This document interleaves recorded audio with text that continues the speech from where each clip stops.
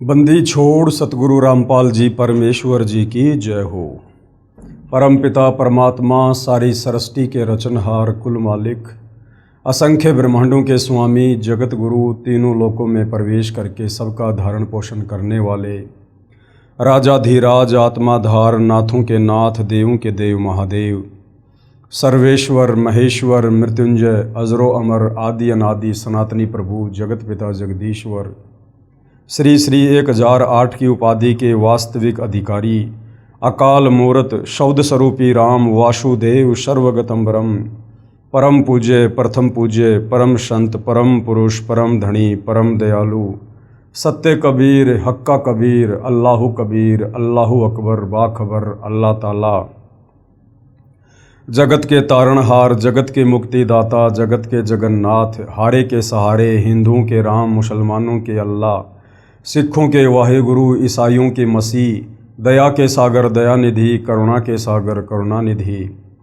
स्वयंभू परिभू संकट मोचन कष्टहरण मंगल करण दुख भंजन अविगत कबीर निर्विकार निर्विषम परमात्मा अलय अलेख सतगुरु आदि अनादि सतगुरु असली मर्यादा पुरुषोत्तम असली राम असली कृष्ण असली घनश्याम असली मुरारी राजाओं के राजा महाराजाओं के महाराजा शहंशाहों के शहंशाह सम्राटों के सम्राट भगवानों के भगवान अल्लाहों के अल्लाह प्रभुओं के प्रभु मसीहाओं के मसीह सच्चे वाहिगुरु बाबाओं के बाबा पीरों के पीर सेठों के सेठ जगत सेठ सावड़सा सेठ सर्वगुण संपन्न अनंत कोटि कलाओं के स्वामी अनंत कोटि ब्रह्मांडों के नायक योगियों में महायोगी ध्यानियों में महाध्यानी सिद्धों में परम सिद्ध ज्ञानियों में तत्वज्ञानी ब्रह्म ज्ञानी महाज्ञानी परम ज्ञानी सर्वश्रेष्ठ ज्ञानी विज्ञानी युवा कबीर समर्थ कबीर असमवात अमित ओजा सच्चे रहनुमा करीम अल्लाह सुभान अल्लाह दुनिया के अंतिम पैगंबर 8 सितंबर 1951 से गांव धनाना जिला सोनीपत हरियाणा भारतवर्ष की पावन भूमि पे प्रकट रियल कल की भगवान श्री नारायण साकार हरि श्री बाबा साहिब नूर अनंत परमात्मा सच्चे दरवे सच्चे बाखबर संत श्रोमणी सतगुरु रामपाल जी परमेश्वर जी के चरण कमल में आप और हम सभी भाई बहनों का अनंत कोटि दंडवत प्रणाम। सत्साई भाई और बहनों, बहुत बड़ी दया बहुत बड़ी मेहर पूज्य गुरुदेव भगवान की परमेश्वर रामपाल जी की, जिनके शुभ आशीर्वाद से विशेष आशीर्वाद से उन्हीं के कर कमलों द्वारा लिखित पवित्र पुस्तक ज्ञान गंगा के ऊपर वीडियो बनाने की श्रृंखला जारी है। इसी श्रृंखला में आज हमारा ये 12वें नंबर का वीडियो है। अभी तक इस वीडियो में भाई और बहनों आप और हमने अध्यात्म के विषय में बहुत कुछ जाना है समझा है। विशेषकर हमने सृष्टि रचना को समझा है और सृष्टि रचना को समझे बिना हम अध्यात्म को नहीं समझ सकते।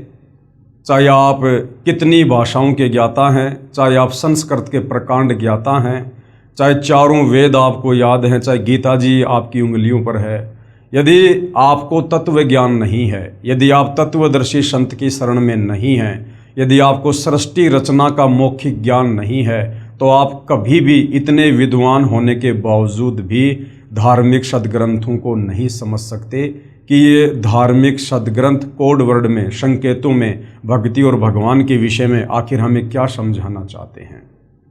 तो सृष्टि रचना का ज्ञान होना अति आवश्यक है और ये कंप्लीट सृष्टि रचना इस पवित्र पुस्तक ज्ञान गंगा में सर्व धर्मों के सर्व पवित्र शास्त्रों से प्रमाणित ज्ञान को निकाल कर डालकर बनाई गई है।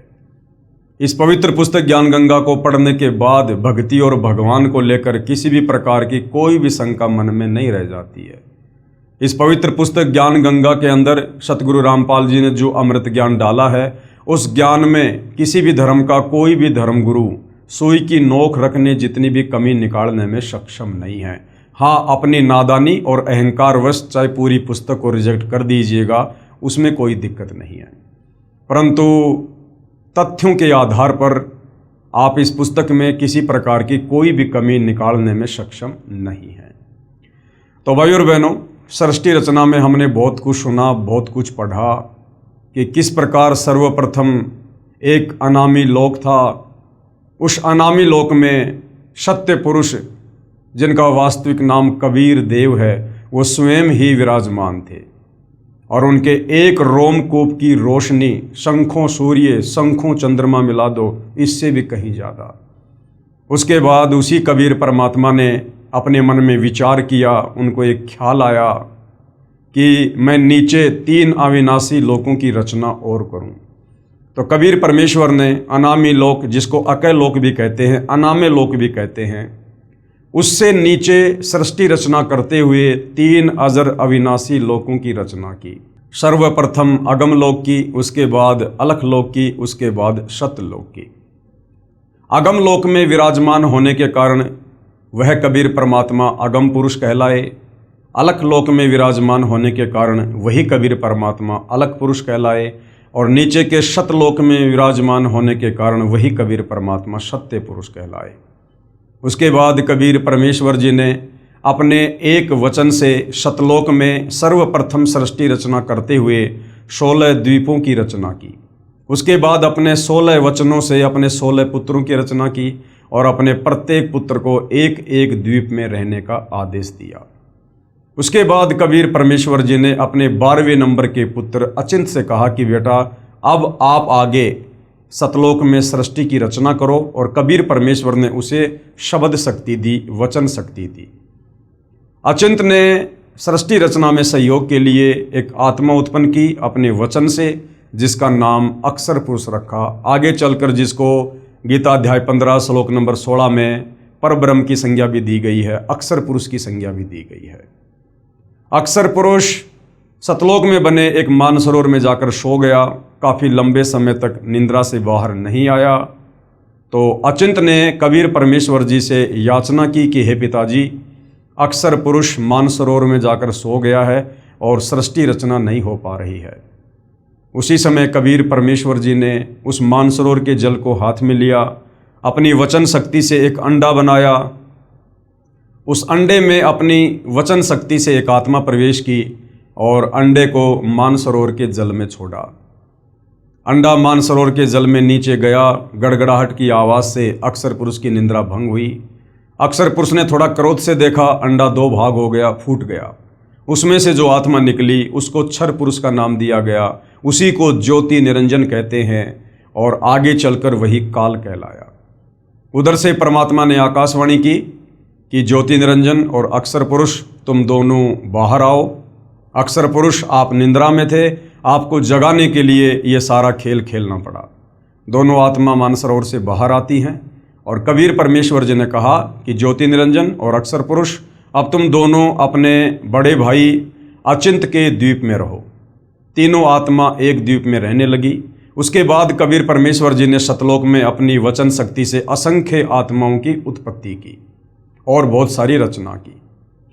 काफ़ी समय गुजर जाने के बाद उस ज्योति निरंजन क्षर पुरुष के मन में एक विचार आया कि हमारे बाकी सभी भाई एक एक द्वीप में स्वतंत्र रह रहे हैं और हम तीनों एक द्वीप में हैं। अलग से राज्य प्राप्ति की इच्छा से उसने एक पैर पर खड़ा होकर तप करना शुरू किया। जब 70 युग तक तप किया तो तप करने के दौरान परमेश्वर ने सतलोक में जितने भी आत्माओं को उत्पन्न कर दिया था, ज़्यादातर आत्माएं वहाँ पर उस क्षर पुरुष की उस नादानी पर आसक्त हो गई। जब वो तप कर रहा था, हम उसको देखने जाया करते थे, हम उसकी वाहवाही किया करते थे। उधर से कबीर परमात्मा आकाशवाणी करके हमें सावधान किया करते थे कि बच्चों, इस नादान की नादानी को मत देखो। तुम्हें सतलोक में किस चीज़ की कमी है, किस बात की कमी है? तुम मौज करो, मस्ती करो, इसकी नादानी को मत देखो, ये अपने कर्म फोड़ रहा है। परंतु हम ऊपर से तो सावधान हो गए, लेकिन अंदर से हम उस क्षर पुरुष को, ज्योति निरंजन को, आगे चलकर जिसको काल कहा गया, हम उसको अंदर से चाहने लगे। अंतर्यामी परमात्मा ने देख लिया कि ये तमाम आत्माएं जो इस ज्योति निरंजन के ऊपर आसक्त हो रही हैं और मेरे समझाने के बावजूद भी समझ नहीं रही हैं, ये आत्माएं पतिव्रता पद से नीचे गिर चुकी हैं। अब इन आत्माओं को सतलोक में नहीं रखा जा सकता। तो 70 युग तप करने के बाद कबीर परमात्मा जी ने ज्योति निरंजन से पूछा, भाई आपको क्या चाहिए, क्यों तप कर रहे हो? तो ज्योति निरंजन ने कहा कि पिताजी, मैं जहाँ रह रहा हूँ वो जगह मेरे लिए कम है, मुझे अलग से कुछ जगह दीजिए। कबीर परमेश्वर ने 70 युग तप के बदले उसे 21 ब्रह्मांड दे दिए। काल ने 21 ब्रह्मांड प्राप्त किए और अपने ब्रह्मांडों में आकर सैर सपाटे करने लगा। फिर उसके मन में आया कि खाली प्लाट का क्या करूँगा, इसमें कुछ रचना भी होनी चाहिए। रचना सामग्री प्राप्त करने के लिए फिर उसने 70 युग तप किया। और हम नादान आत्माएं जो आज इस काल के 21 ब्रह्मांड में फंसी हुई हैं, ब्रह्मा विष्णु महेश से लेकर दुर्गा से लेकर और ये जितने भी 184 योनियों में जीव जंतु हैं, हम फिर से उसके ऊपर आसक्त हुए। उधर से कबीर परमात्मा हमें सावधान भी करते रहे, लेकिन हम ऊपर से दिखावा करते रहे और अंदर से उस ज्योति निरंजन को चाहते रहे। जब फिर 70 युग तप कर लिया, तब कबीर परमेश्वर ने कहा कि भाई अब आपको क्या चाहिए। तो ज्योति निरंजन ने कहा कि पिताजी मुझे कुछ रचना सामग्री दे दो। कबीर परमेश्वर जी ने उसे 3 गुण और 5 तत्व दे दिए, रजगुण, सतगुण, तमगुण, पृथ्वी, अग्नि, वायु, आकाश और जल। ये उस समय सतलोक में सूक्ष्म रूप में क्षर पुरुष के सबसे बड़े भाई कूरम के मुकुट में थे, सूक्ष्म रूप में थे। कबीर परमेश्वर जी ने काल को उपलब्ध करवा दिए। उसके बाद उसने काफ़ी रचना अपने 21 ब्रह्मांडों में की। बाद में उसके मन में विचार आया कि मेरे अकेले का मन नहीं लग रहा है, कुछ आत्मा भी होनी चाहिए जो मेरे साथ रहें। ये विचार करके उसने 64 युग फिर तप किया। जब 64 युग तप कर लिया तो कबीर परमात्मा जी ने फिर पूछा कि भाई ज्योति निरंजन क्षर पुरुष, आपको जो जो वस्तु चाहिए थी मैंने आपको दे दी हैं, अब और आपको क्या चाहिए, आप क्यों ये हट कर रहे हो। तो उसने कहा पिताजी मेरा अकेले का मन नहीं लगता, मुझे कुछ आत्माएं दे दो। तो कबीर परमात्मा ने कहा कि देख भाई ज्योति निरंजन, ये आत्मा मेरे अंश हैं, मेरे बच्चे हैं, मेरे वचन से मेरे शरीर से उत्पन्न हैं। ये मैं तुझे किसी भी कीमत पर किसी भी जप या तप के बदले नहीं दे सकता। तुझे और कुछ चाहिए तो मांग सकता है। लेकिन ज्योति निरंजन ने कहा कि कुछ आत्माएं हैं जो मेरे साथ जाना चाहती हैं। तो परमात्मा ने कहा कि ठीक है भाई, यदि कोई अपनी इच्छा से तेरे साथ जाना चाहता है तो मैं उसको भेज सकता हूँ। ये ज्योति निरंजन और कबीर परमात्मा हम उन तमाम आत्माओं के पास आए जो पहले से काल के ऊपर आसक्त थे। कबीर परमेश्वर जी ने कहा कि भाई कौन कौन आत्माएं हैं जो इस ज्योति निरंजन क्षर पुरुष के 21 ब्रह्मांडों में इसके साथ रहना चाहती हैं, हाथ खड़ा कीजिए। उस समय सन्नाटा छा गया, किसी की भी हिम्मत नहीं हुई। काफ़ी समय गुजर गया। कबीर परमात्मा ने क्षर पुरुष से कहा कि भाई आप तो कह रहे थे कि कुछ आत्माएं मेरे साथ जाने को तैयार हैं, यहाँ तो कोई भी हाँ नहीं भर रहा। सर्वप्रथम एक आत्मा ने हाथ खड़ा किया। देखा सभी आत्माओं ने, आज हम काल के 21 ब्रह्मांड में जो फंसे पड़े हैं, सभी ने हाथ खड़े कर दिए कि कहीं सारी लूट यही एक आत्मा ही ना लूट ले। कबीर परमेश्वर जी ने कहा कि ठीक है भाई ज्योति निरंजन, इन जितनी भी आत्माओं ने तेरे साथ जाने की स्वयं की इच्छा से स्वीकृति दी है, मैं इन सबको तेरे पास अपने तरीके से भेजूंगा। आप अपने 21 ब्रह्मांडों में जाइए। क्षर पुरुष उसी समय अपने 21 ब्रह्मांडों को चल देता है। ये 21 ब्रह्मांड उस समय सतलोक में ही एक कोने में बहुत दूर थे। सर्वप्रथम जिस हंस आत्मा ने हाथ खड़ा करके ज्योति निरंजन के साथ जाने की स्वीकृति दी थी, कबीर परमेश्वर ने उस हंस को एक सुंदर लड़की बनाया, युवा लड़की बनाया, और अपने पुत्र सहजदास से कहा कि बेटा आप इसको क्षर पुरुष के पास जाकर छोड़कर आ जाओ, और जितनी भी आत्माएं थी उन सबको मैंने इसके अंतःकरण में सूक्ष्म रूप में डाल दिया है और मैंने इसको वचन शक्ति दे दी है। ज्योति निरंजन जितनी आत्मा चाहेगा ये बेटी अपने वचन से उत्पन्न करके उसको दे देगी। ये सारी बातें सहजदास ने क्षर पुरुष को बता दी और लड़की को वहीं छोड़कर आ गया। पीछे से क्षर पुरुष के मन में दोष उत्पन्न हुआ, विषय वासना उत्पन्न हुई। लड़की के युवा शरीर को देखकर, रूप रंग को देखकर लड़की उसके मन की बकवाद को भांप गई और कहा कि भाई आप ऐसा ना करो, क्योंकि क्षर पुरुष उसके साथ जबरदस्ती करने लगा। तो जो प्रथम हंस था जिसने हाथ खड़ा किया था, उसको कबीर परमात्मा जी ने आगे चलकर आदि माया, आष्ट्रा, अष्टंगी, 8 भुजा वाली, शेरा वाली, दुर्गा, प्रकृति देवी, इनकी संज्ञा दी है। तो दुर्गा ने कहा कि ज्योति निरंजन आप मेरे बड़े भाई हो, मैं आपकी छोटी बहन हूँ। आपकी उत्पत्ति सर्वप्रथम उसी कबीर परमात्मा ने अंडे से की है, उसके बाद हमारी उत्पत्ति भी अपने वचन से की है। हम रिश्ते में भाई बहन हैं और भाई बहन का ये गंदा कर्म महापाप का भागी होगा। परंतु विषय वासनाओं में आसक्त क्षर पुरुष ने उसकी एक ना सुनी और जबरदस्ती करने का प्रयास करने लगा। उसी समय इस दुर्गा ने, इस माया ने, इस प्रकृति देवी ने सूक्ष्म रूप बनाया और ज्योति निरंजन के मुख के माध्यम से उसके पेट में जा बैठी और कबीर परमेश्वर अपने पिताजी से याचना की कि हे पिताजी मेरी रक्षा करो। उसी समय कबीर परमात्मा अपने पुत्र के रूप में वहाँ पर प्रकट होते हैं और उस क्षर पुरुष को श्राप देते हैं कि आपने सतलोक में ऐसा गंदा कर्म करने की सोची भी कैसे, और ऐसा गंदा कर्म करने वाला फिर इस लोक में रह नहीं सकता। इसलिए हे क्षर पुरुष, हे ज्योति निरंजन, आज से तुम्हारा नाम काल होगा। उसी समय उसका चेहरा विकराल हो गया, ओछा माथा, लंबे दांत, काला करलोटा चेहरा, विकराल चेहरा। और कबीर परमात्मा ने कहा कि आज के बाद तू 1,00,000 मानव शरीरधारी आत्माओं के सूक्ष्म शरीर से निकली वासना का आहार किया करेगा, ये तेरा भोजन होगा और तुझे सतलोक से 16 शंख कोश की दूरी पर निष्कासित किया जाता है, तेरे 21 ब्रह्मांडों सहित। उसी समय क्षर पुरुष के 21 ब्रह्मांड वहाँ से विमान की तरह चल पड़े। रास्ते में सहजदास जी का लोक पड़ता है। काल ने सोचा कि मैं यहाँ पर अपने विमान रोकने की प्रार्थना करता हूँ। सहजदास ने कहा कि भाई पहले मैं पिताजी से आज्ञा लूँगा, उनकी आज्ञा के बिना मैं कुछ नहीं कर सकता। सहजदास ने कबीर परमेश्वर जी से आज्ञा लेनी चाहिए, तो कबीर परमात्मा जी ने साफ साफ मना कर दिया कि उसको यहाँ बिल्कुल भी नहीं रोकना है, तुरंत उसको यहाँ से बाहर करो। सहजदास ने हाथ जोड़ लिए कि भाई कबीर परमात्मा बहुत नाराज हैं और आप यहाँ से तुरंत चले जाओ। काल का 21 ब्रह्मांड, काल, दुर्गा और हम सभी आत्माओं सहित सतलोक से 16 संकोश की दूरी पर आकर यहाँ स्थिर हो गया। उनकी वचन शक्ति से, उनकी शब्द शक्ति से, वैज्ञानिक जिसको गुरुत्वाकर्षण का नाम देते हैं। उसके बाद इस काल ने दुर्गा से कहा कि अब मैं अपनी मनमानी करूँगा, मनमर्जी करूँगा, अब मेरा कौन क्या बिगाड़ लेगा। मेरे साथ में जितना बुरा होना था हो चुका है, मुझे देश निकाला दे दिया गया है। दुर्गा ने फिर उसे समझाने की कोशिश की कि भाई मत करो ऐसा गंदा कर्म, मेरे पास वचन शक्ति है, आप जितने जीव कहोगे मैं उत्पन्न कर दूंगी। ये नई परंपरा मैथुन क्रिया शुरू मत करो, जीव बहुत परेशान हो जाएंगे। लेकिन कामदेव के वसीभूत होकर और काल ने उसकी एक ना सुनी और अपने नाखूनों से दुर्गा को पहले ही उसने सतलोक में स्त्री इंद्री बना दी थी, परंतु वहाँ दुष्कर्म नहीं कर पाया था।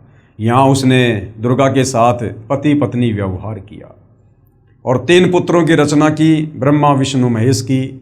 तीनों को एक एक गुण से युक्त कर दिया। ब्रह्मा जी को रजोगुण से युक्त करके कमल के फूल पर अचेत अवस्था में लेटा दिया। श्री विष्णु जी को शतोगुण से युक्त करके शेषनाग की सैया पर लेटा दिया। श्री शंकर जी को तमोगुण से युक्त करके कैलाश पर्वत पर बैठा दिया। समय आने पर दुर्गा के माध्यम से तीनों को सचेत करवा दिया और काल ने दुर्गा को आकाशवाणी की कि दुर्गा अब तू इनको समुद्र मंथन पर ले जा और सबसे पहले 4 वेद निकलेंगे, चारों वेद आप ब्रह्मा जी को दे देना। ऐसा ही हुआ, चारों वेद ब्रह्मा जी को दे दिए गए। ब्रह्मा जी ने चारों वेदों को पढ़ा तो पता चला कि कोई और ब्रह्म है, कोई और परमात्मा है जो सह शरीर है, तेजोमय शरीर है, जिसने सर्व सृष्टि को रचा है। उससे पहले जब ब्रह्मा अपनी माता से पूछा करता था कि माता ये ब्रह्म कौन है, ये परमात्मा कौन है, क्या आप ही हो सारे संसार को रचने वाली, तो दुर्गा कहा करती थी कि बेटा मैं ही सब कुछ हूँ, मैं तेरी माँ हूँ, मैं तेरा पिता हूँ। लेकिन जब ब्रह्मा जी ने वेद पढ़े तो पता चला कि ब्रह्म तो कोई और है।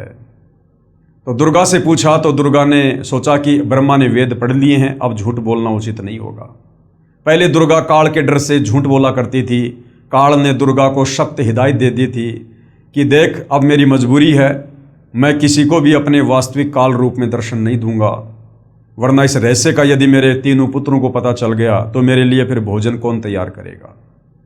तो दुर्गा भी काल के डर के मारे अपने तीनों बेटों को सच्चाई नहीं बताया करती थी।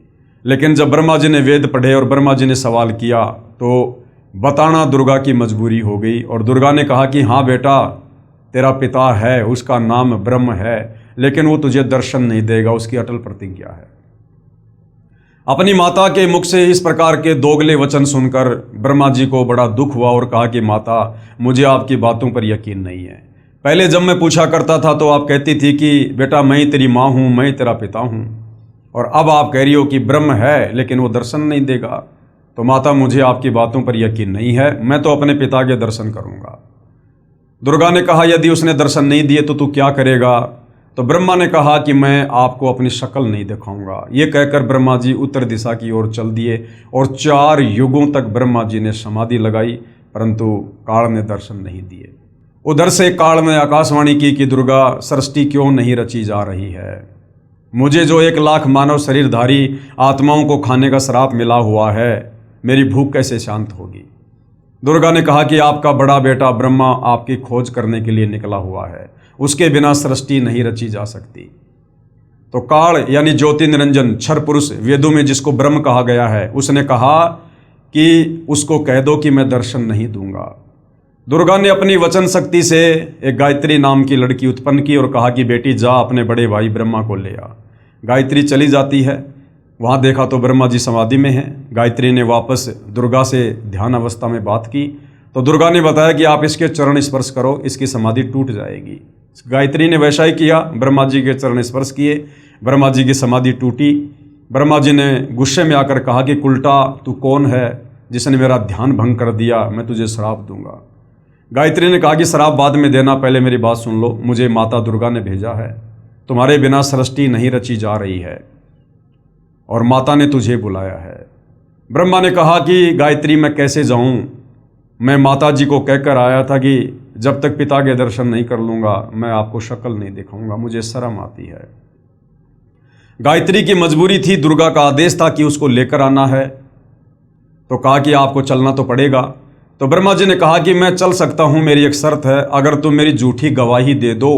अगर माता पूछे कि बेटा तुझे पिता के दर्शन हुए, तो यदि मैं आपका नाम लूं तो आप मेरी झूठी गवाही दे देना कि हाँ जी, मेरे सामने ब्रह्मा जी को इसके पिता ब्रह्म ने दर्शन दिए। गायत्री ने सोचा कि कहीं मैं अकेली झूठी पड़ जाऊं, ब्रह्मा सच्चाई बता दे और मेरी अकेली की पिटाई हो जाए। तो उसने कहा कि मैं एक शर्त पर गवाही दे सकती हूं, यदि आप मेरे साथ में संभोग क्रिया करो। ब्रह्मा की भी मजबूरी थी, गायत्री की भी मजबूरी थी, दोनों ने रति क्रिया की। गायत्री ने सोचा कि क्यों ना एक गवाह और तैयार किया जाए ब्रह्मा की सहमति से, और गायत्री ने अपनी वचन शक्ति से एक लड़की उत्पन्न की जिसका नाम पोहपति रखा गया। सेम टू सेम क्रिया उस पोहपति के साथ हुई। उसको कहा गया कि आप हमारी झूठी गवाही दे देना कि ब्रह्मा जी को उसके पिता ब्रह्म ने दर्शन दिए।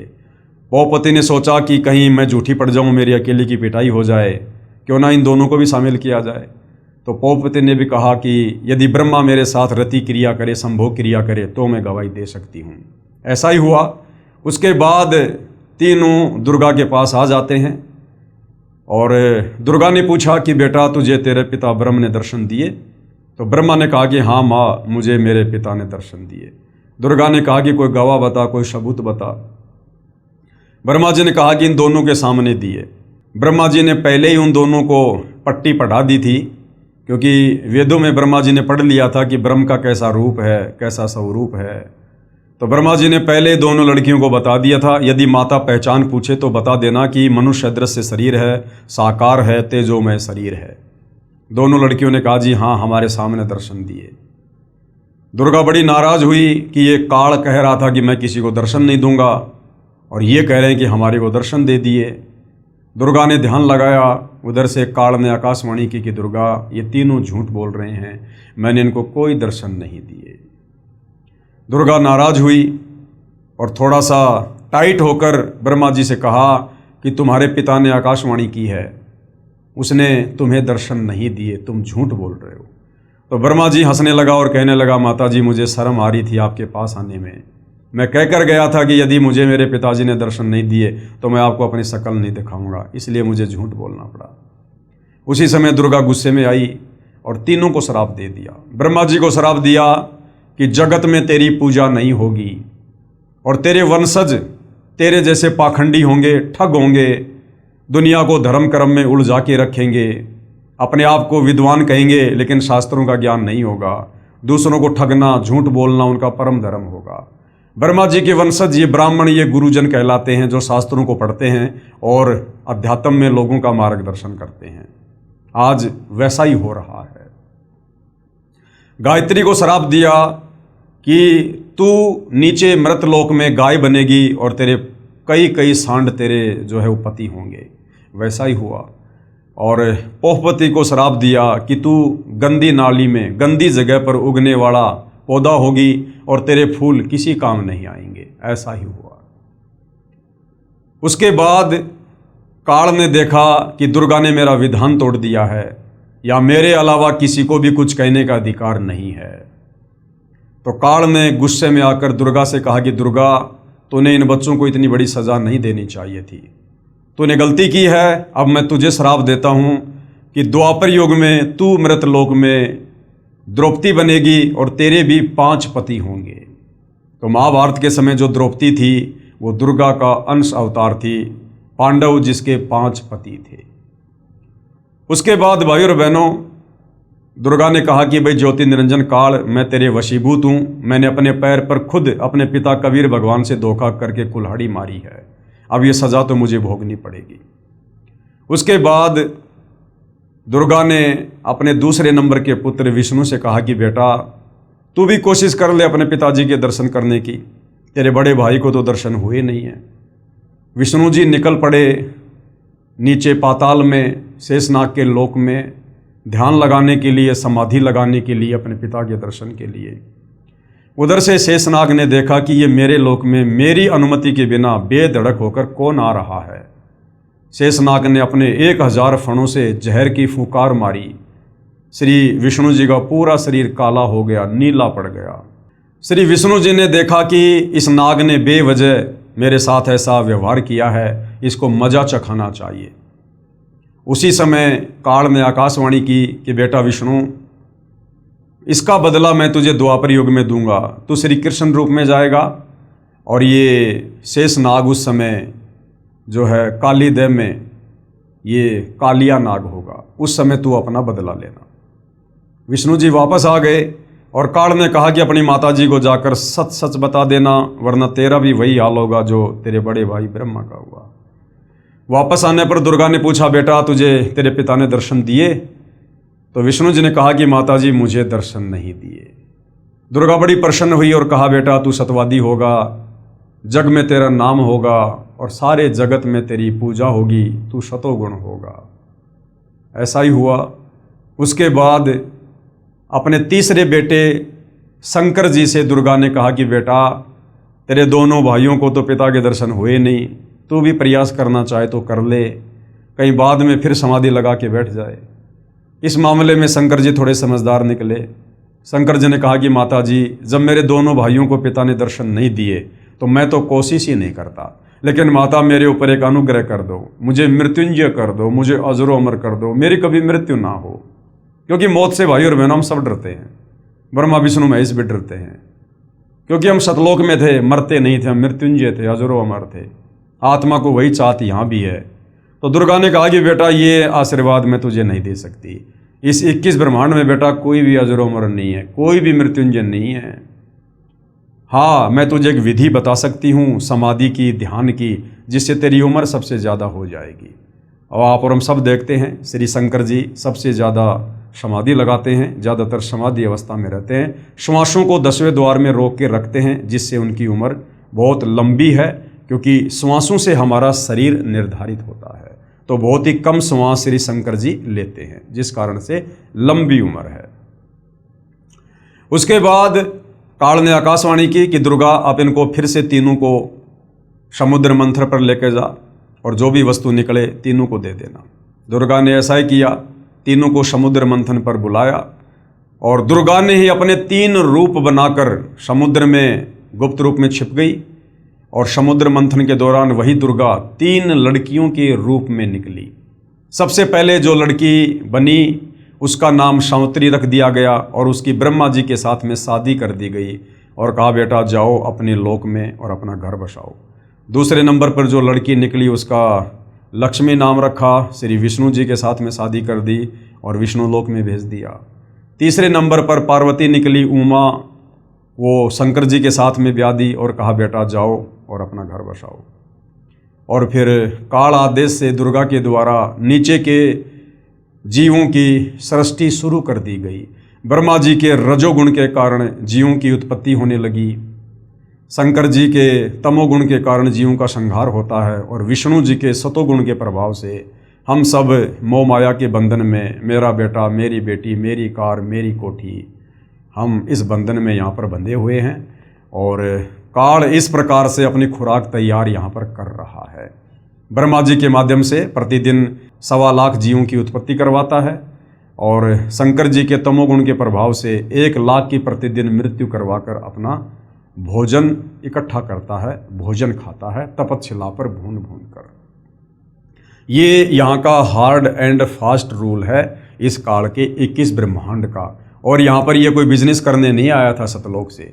जो गलती इसने सतलोक में की थी उसकी सज़ा ये यहाँ पर भोग रहा है। और जो गलती हम आत्माओं ने सतलोक में की थी, अपने कबीर भगवान से आस्था हटाकर पतिव्रता पद से नीचे गिर के इस काल के ऊपर आसक्ति करके हम यहाँ जन्म और मरण के चक्कर में, लक 84 योनियों के चक्कर में, नरक में हम यहाँ पर कष्ट भोग रहे हैं, जेल काट रहे हैं, कहर भोग रहे हैं। उसके बाद भाई और बहनों, पीछे से जो अक्सर पुरुष था, जो मानसरोवर में जाकर सो गया था, जिसको जगाने के लिए परमात्मा जी ने एक अंडा उस जल में छोड़ना पड़ा था, काफ़ी समय बाद उस अक्सर पुरुष के मन में भी, जो उस समय सतलोक में ही था, उसके मन में भी आया कि मेरा साथी ब्रह्म ज्योति निरंजन, जिसने परमात्मा से 21 ब्रह्मांड प्राप्त किए हैं, वो तो बड़ी मौज लूट रहा होगा, बड़ा ऐश कर रहा होगा, सतलोक से भी कहीं ज़्यादा सुख भोग रहा होगा। ये सोचकर वो अक्सर पुरुष अपने साथी उस काल ब्रह्म की याद में व्याकुल रहने लगा। और सतलोक में परमात्मा ने हमें जो भक्ति दे रखी है, उस भक्ति को करते करते और ज़्यादातर ध्यान वो काल का करने लगा। कबीर परमात्मा ने देख लिया कि ये भी पतिव्रता पद से नीचे गिर गया। उसने खाना पीना छोड़ दिया, चिंतित रहने लगा, अकेला घूमने लगा, फिरने लगा। उसकी इस व्याकुलता पर सतलोक की अन्य ढेर सारी आत्मा भी उस पर आसक्त हो गई, जैसे काल को तप करते हुए देखकर उस पर आसक्त हुई थी। तो कबीर परमेश्वर ने आत्माओं को बहुत सजग किया कि बच्चों, आप इस नादानी को मत देखो, आप वो गलती मत करो। दूसरा, जितनी भी आत्माएं सतलोक में शेष थी, उन्होंने सोचा कि काल ब्रह्म के साथ जितनी भी आत्माएं हाथ खड़ा करके जा चुकी हैं, वो आत्माएं तो बहुत सुख भोग रही होंगी। बाकी आत्माओं के मन में भी दोष आ गया, काश हम भी हाथ खड़ा कर देते तो आज काल के 21 ब्रह्मांड में सुख भोग रहे होते। लेकिन भाई और बहनों, आप और हमें पता है हम यहाँ पर क्या सुख भोग रहे हैं। हम तो यहाँ पर कहर भोग रहे हैं, कहर, नरक में भयंकर यातना भोग रहे हैं। मनुष्य जन्म प्राप्त करके भी हम सुखी नहीं हैं।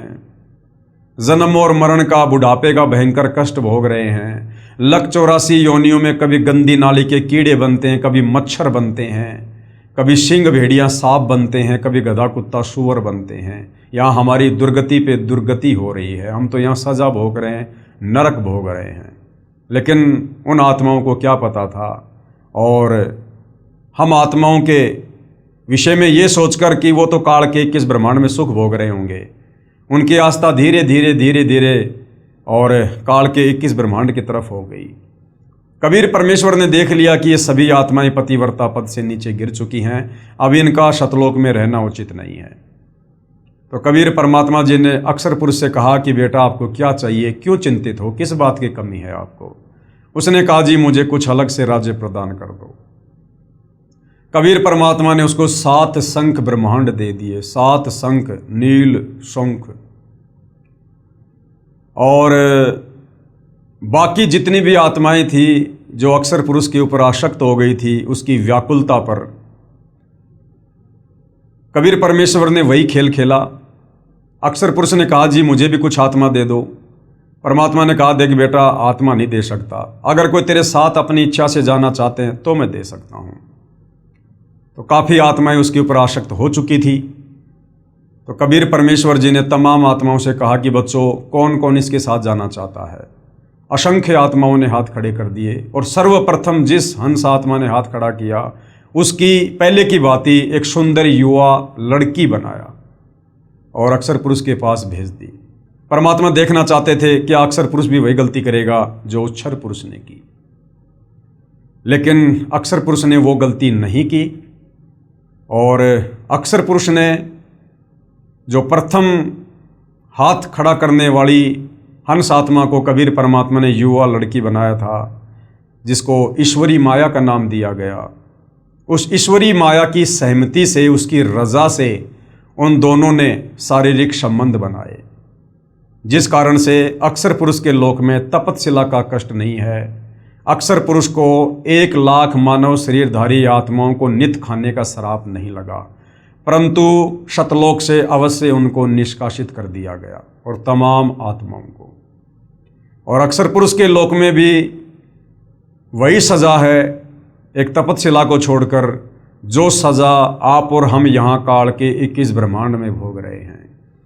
जन्म मरण का कष्ट, नरक का कष्ट, स्वर्ग में जाना, लक 84 योनियों में गधा कुत्ता सुअर बनना, और कर्म आधार से जो है सारे कार्य होना और रोजी रोटी के लिए मेहनत करना, मजदूरी करना, सारे कार्य वहाँ भी ज्यों के त्यों हैं जैसा यहाँ पर काल के 21 ब्रह्मांड में है।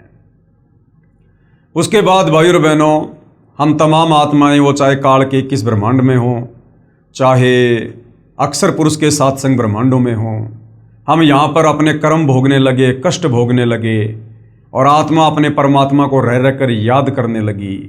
तो कबीर परमेश्वर बड़े दयालु हैं, बड़े रहनुमा हैं, उनसे हमारा कष्ट देखा नहीं गया। और कबीर परमात्मा रह रह कर और इस काल के 21 ब्रह्मांड में अपने पुत्रों का रूप बनाकर आते रहते हैं, हमें संभालते रहते हैं। तत्वदर्शी संत के रूप में आकर सतगुरु बनकर हमें यहाँ पर सच्चा ज्ञान देते हैं। सृष्टि रचना बताते हैं कि बच्चों, तुम कैसे सतलोक में रहा करते थे, कितने सुख भोगा करते थे, सतलोक में कैसे कैसे सुख हैं, और तुम अपनी गलती से सतलोक के सुखों को ठोकर मारकर इस काल के जाल में फंसकर यहाँ पर जेल काट रहे हो, नरक भोग रहे हो। अब भी अगर तुम मेरी बात मान जाओगे, मेरे वचनों पर विश्वास करोगे, मेरे द्वारा दी गई भक्ति करोगे, मेरे कहे अनुसार चलोगे, तो मैं तुम्हें इस काल के 21 ब्रह्मांड से बाहर कर दूंगा।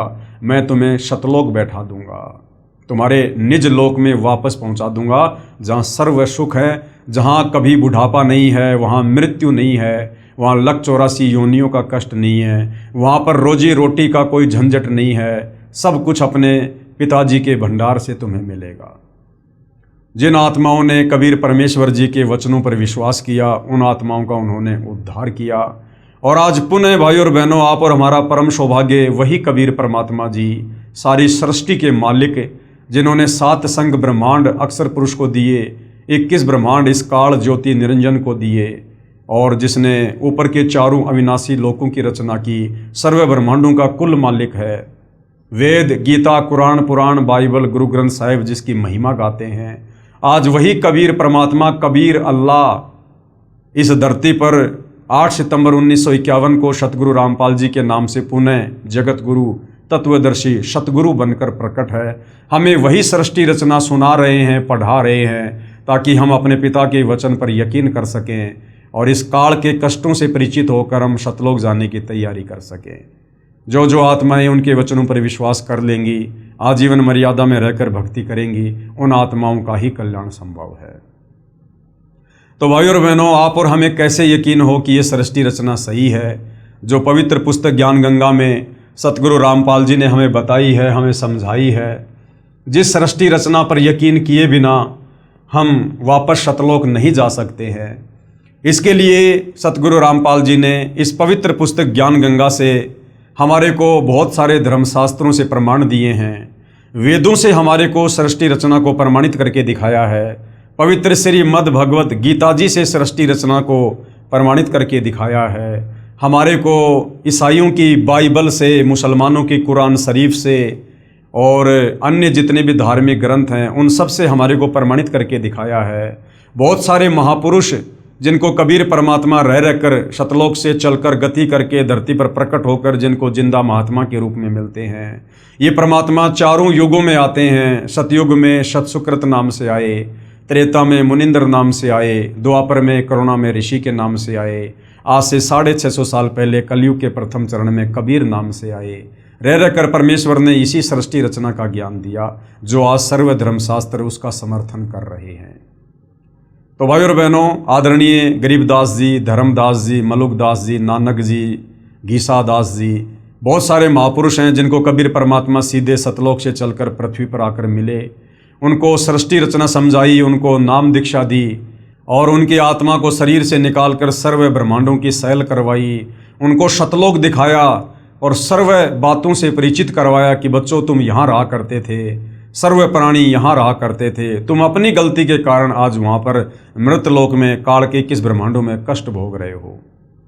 और उन महापुरुषों ने फिर कबीर परमेश्वर की रजा से, उनकी दया से और कलम तोड़ महिमा उस अमृत ज्ञान की अपने ग्रंथों के माध्यम से की है।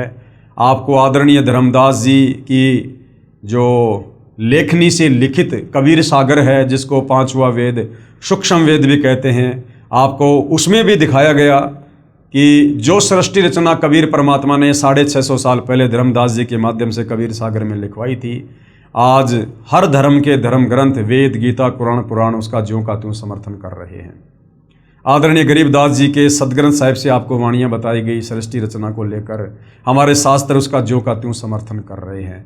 तो भाई और बहनों, आप और हमें यकीन होना चाहिए, विश्वास हो जाना चाहिए कि आज वर्तमान में सतगुरु रामपाल जी जो बातें हमें सृष्टि रचना को लेकर बता रहे हैं, अध्यात्म को लेकर बता रहे हैं, भक्ति और भगवान को लेकर बता रहे हैं और सर्व धर्मशास्त्र उसका समर्थन कर रहे हैं, तो बात ज्यों की त्यों है।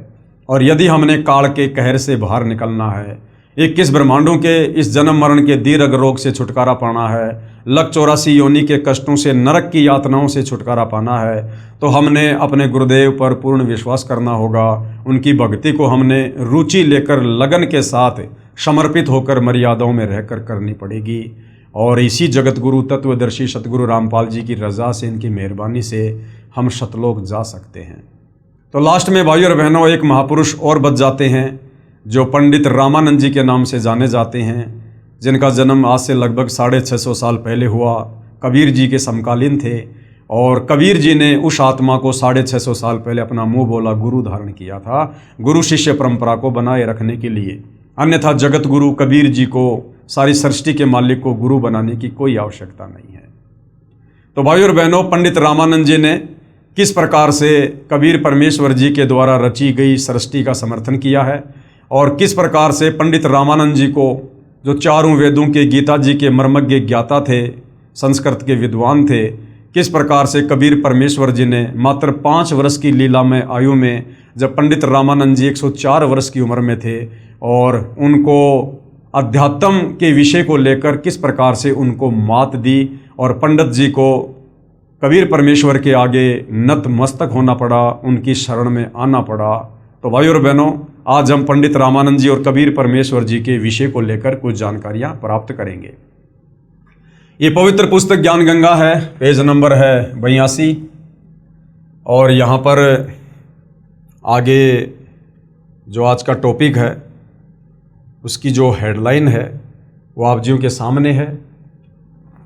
कबीर प्रभु यानी कबीर परमात्मा, कबीर परमेश्वर द्वारा आदरणीय रामानंद जी के आश्रम में 2 रूप धारण करना। देखो भाई और बहनों, यहाँ पर स्वामी शब्द लिखा हुआ है।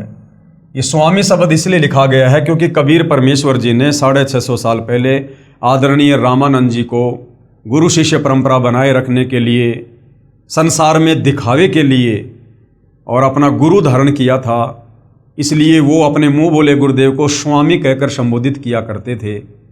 और गुरु केवल इसलिए धारण किया था भाई और बहनों कि इस पृथ्वी पर गुरु बनकर ही ज्ञान दिया जा सकता है, तो गुरु शिष्य परंपरा बनी रहे।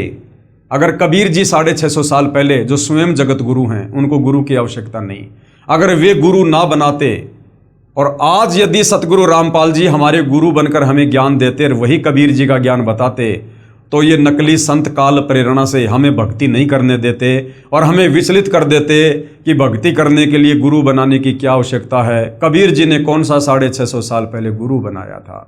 इसलिए गुरु शिष्य परंपरा को बनाए रखने के लिए परमात्मा ने एक लीला की थी। तो कबीर परमेश्वर जी अपने शब्दों में अपने मुंह बोले गुरुदेव को स्वामी कह रहे हैं, जबकि आज वर्तमान में हमारे स्वामी, हमारे गुरु, हमारे परमात्मा सतगुरु रामपाल जी हैं। उनके अलावा यदि हम किसी को स्वामी कहकर संबोधित करेंगे तो भाइयों और बहनों, अध्यात्म की दृष्टि से ये उचित नहीं है। तो हम स्वामी की जगह श्री शब्द यूज करेंगे, आदरणीय शब्द यूज करेंगे, पंडित शब्द यूज करेंगे।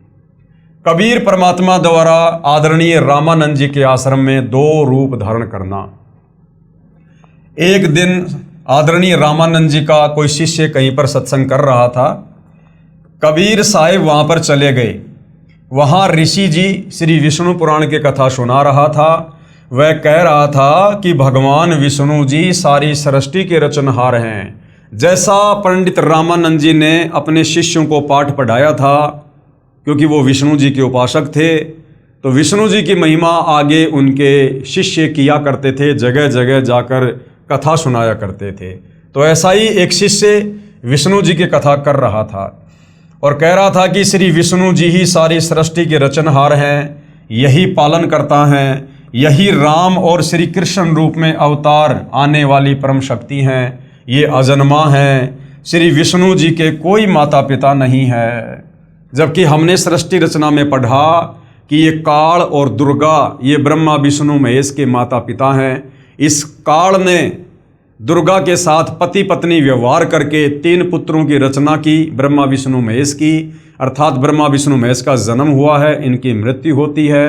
पवित्र गीता जी अध्याय 14 श्लोक नंबर 3 और 4 इसके जो है ये प्रमाण हैं।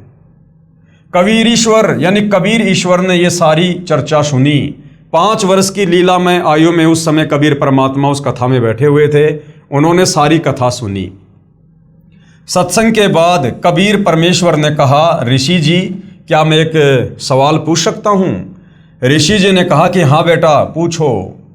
वहाँ सैकड़ों की संख्या में भक्तजन उपस्थित थे। अब वो भक्तजन कौन थे? बेचारे अनपढ़ थे, जुलाहे थे, कोई पंडित जी थे, कोई अन्य जाति से थे, जिनको संस्कृत का ज्ञान नहीं था, जिनको शास्त्रों का ज्ञान नहीं था। जैसा पंडित जी सुना दिया करते थे लोग वैसा ही मान लिया करते थे। तो वहाँ सैकड़ों की संख्या में भक्तजन उपस्थित थे। कबीर देव ने कहा कि आप विष्णु पुराण से सत्संग सुना रहे थे कि श्री विष्णु जी परम शक्ति हैं, इन्हीं से ब्रह्मा और शिव की उत्पत्ति हुई है। ऋषि जी ने कहा कि मैं जो सुनाता हूँ विष्णु पुराण में ऐसा ही लिखा हुआ है। कबीर साहिब जी ने कहा कि ऋषि जी मैंने तो आपसे संशय निवारण के लिए प्रार्थना की है, आप शुभ मत होइए। यानी पंडित जी ने थोड़ा गुस्से में आकर कहा कि बालक मैं वही सुना रहा हूँ जो इसमें विष्णु पुराण में लिखा है, तो मेरे को झूठा समझ रहा है क्या? तो 5 वर्ष की लीला में आयु में कबीर परमात्मा ने कहा कि पंडित जी नाराज मत होइए, मैं तो आपसे सवाल कर रहा हूँ। और कबीर परमात्मा ने कहा एक दिन मैंने शिव पुराण सुना था, यानी आपके जैसा कोई पंडित था शिव पुराण की कथा कर रहा था। उसमें वह महापुरुष सुना रहे थे कि भगवान शिव से विष्णु और ब्रह्मा की उत्पत्ति हुई है, और तुम कह रहे हो कि श्री विष्णु जी से ब्रह्मा और शिव की उत्पत्ति हुई। आप तो उल्टा बता रहे हो। और इस बात का जो प्रमाण है वो वर्तमान में कहाँ है भाइयों और बहनों? जो बातें कबीर परमात्मा ने पंडित रामानंद जी के शिष्य से पूछी थी, आज उसका प्रमाण कहाँ है? उसका प्रमाण श्री पवित्र शिव पुराण रुद्र संहिता अध्याय 6 तथा 7 में और गीता प्रेस गोरखपुर से प्रकाशित वो पुस्तक जो आज हम सभी के हाथों में है। देवी भागवत के 3रे स्कंद में लिखा है कि देवी यानी दुर्गा, देवी कौन? दुर्गा प्रकृति देवी।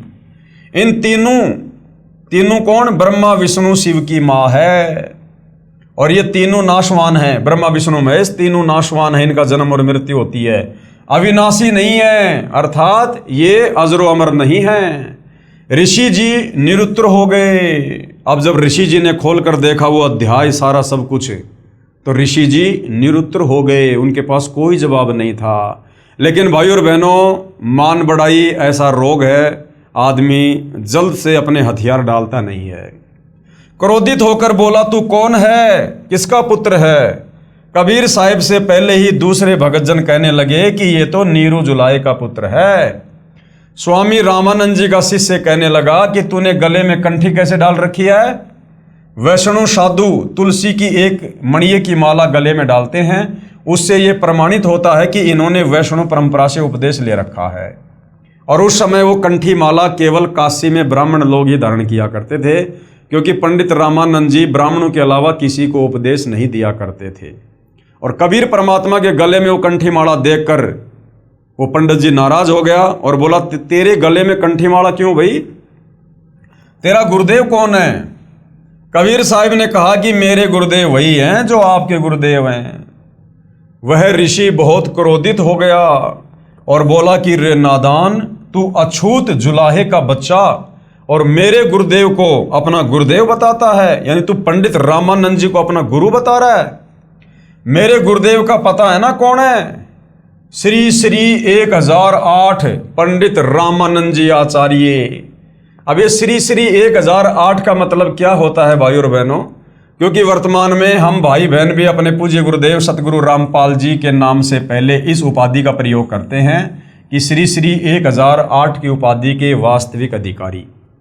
तो भाई और बहनों, वर्तमान में इस पूरे विश्व में यदि कोई महापुरुष श्री श्री 1008 की उपाधि के वास्तविक अधिकारी हैं तो जगत गुरु तत्वदर्शी सतगुरु रामपाल जी हैं। बाकी तो सारे के सारे नकली हैं, नकली चारों शंकराचार्यों से लेकर महामंडलेश्वरों तक। क्योंकि हिंदू दर्शन में श्री श्री 1008 की उपाधि उसको दी जाती है, उस महापुरुष को दी जाती है जो वास्तव में उस ब्रह्म से परिचित होता है, जो ब्रह्म ज्ञान से परिचित होता है, जो सर्व धर्म शास्त्रों से, वेदों से, गीता जी से भली भांति परिचित होता है। उस महापुरुष को श्री श्री 1008 की उपाधि से नवाजा जाता है। तो हालांकि सतगुरु रामपाल जी तो स्वयं कबीर भगवान हैं, कबीर परमात्मा हैं, परंतु वर्तमान में वे जिस प्रकार की भूमिका एक महात्मा की, एक महापुरुष की, तत्वदर्शी संत की कर रहे हैं, उस आधार से इस पृथ्वी पर वर्तमान में सतगुरु रामपाल जी के अलावा किसी भी धर्म का कोई भी आचार्य, शंकराचार्य, संत, महंत, मंडलेश्वर इस 1008 की उपाधि को धारण करने के योग्य नहीं है। मेरे गुरुदेव का पता ना कौन है? श्री श्री 1008 पंडित रामानंद जी। क्योंकि उस समय पंडित रामानंद जी चारों वेदों के, गीता जी के 1 नंबर के विद्वान माने जाते थे। तू जुलाहे का बालक, वे तो तेरे जैसे अछूतों के दर्शन भी नहीं करते और तू कह रहा है कि मैंने उनसे नाम लिया है। देखो भाई भगत जनों, ये झूठा कपटी है। अभी गुरुदेव के पास जाऊंगा और उनसे तेरी सारी कहानी बताऊंगा। अब बाकी लोगों ने भी ये बात स्वीकार कर ली, क्योंकि बाकी सब लोगों को पता था कि पंडित रामानंद जी ब्राह्मणों के अलावा किसी को भी उपदेश नहीं देते हैं। तो छोटी जाति का बच्चा हमारे गुरुदेव की बेइज्जती करता है। कबीर अग्नि, यानी वेदों में कबीर परमात्मा का नाम है कबीर अग्नि। कबीर परमेश्वर बोले कि ठीक है, गुरुदेव जी को बताओ भाई। उस ऋषि ने जाकर श्री रामानंद जी को बताया कि गुरुदेव एक जुलाहे जाति का लड़का है और उसने तो हमारी नाक काट दी, यानी सच्ची बात कह दी। वो कहता है कि पंडित रामानंद जी मेरे गुरुदेव हैं। हे भगवान, हमारा तो बाहर निकलना दूभर हो गया। पंडित रामानंद जी बोले कि कल सुबह उसको बुला कर लाओ, कल देखना तुम्हारे सामने मैं उसको कितना दंड दूंगा। अब आगे कबीर परमेश्वर जी क्या लीला करते हैं, अब उसके विषय में लिखा है। पंडित रामानंद जी के मन की बात जानना। अगले दिन सुबह सुबह कबीर परमेश्वर को 10 नादान व्यक्तियों ने पकड़कर और श्री रामानंद जी के सामने पेश कर दिया। रामानंद जी ने ये दिखाने के लिए कि मैं कभी छोटी जाति वालों के दर्शन भी नहीं करता, ये झूठ बोल रहा था कि इसने मेरे से दीक्षा ली है। आगे पर्दा लगा दिया। रामानंद जी ने पर्दे के पीछे से पूछा कि तू कौन है और तेरी क्या जाति है, तेरा कौन सा पंथ है, अर्थात किस परमात्मा की तू पूजा करता है।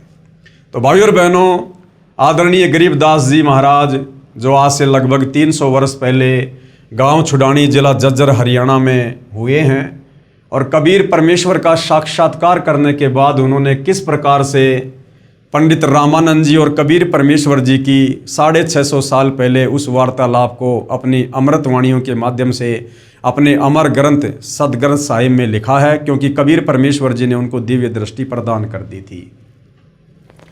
रामानंद अधिकार सुन जुल्हा अक जगदीश, दास गरीब विलंब ना ताहि नवावत शीस। रामानंद को गुरु कहे तन से नहीं मिलाप, दास गरीब दर्शन भये पैड़ लगी जूं लात। पंथ चलत ठोकर लगी राम नाम कह दीन, दास गरीब कसर नहीं सीख लई परवीन। आडा पर्दा लाए कर रामानंद बूजंत, दास गरीब कुलंग छवि अदर डाक कुदंत।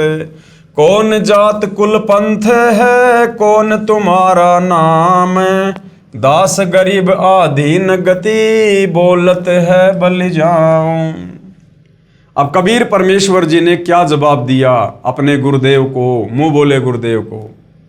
उत्तर कबीर जी का, जाति हमारी जगत गुरु परमेश्वर पद पंथ, दास गरीब लिखित पर नाम निरंजन कंत।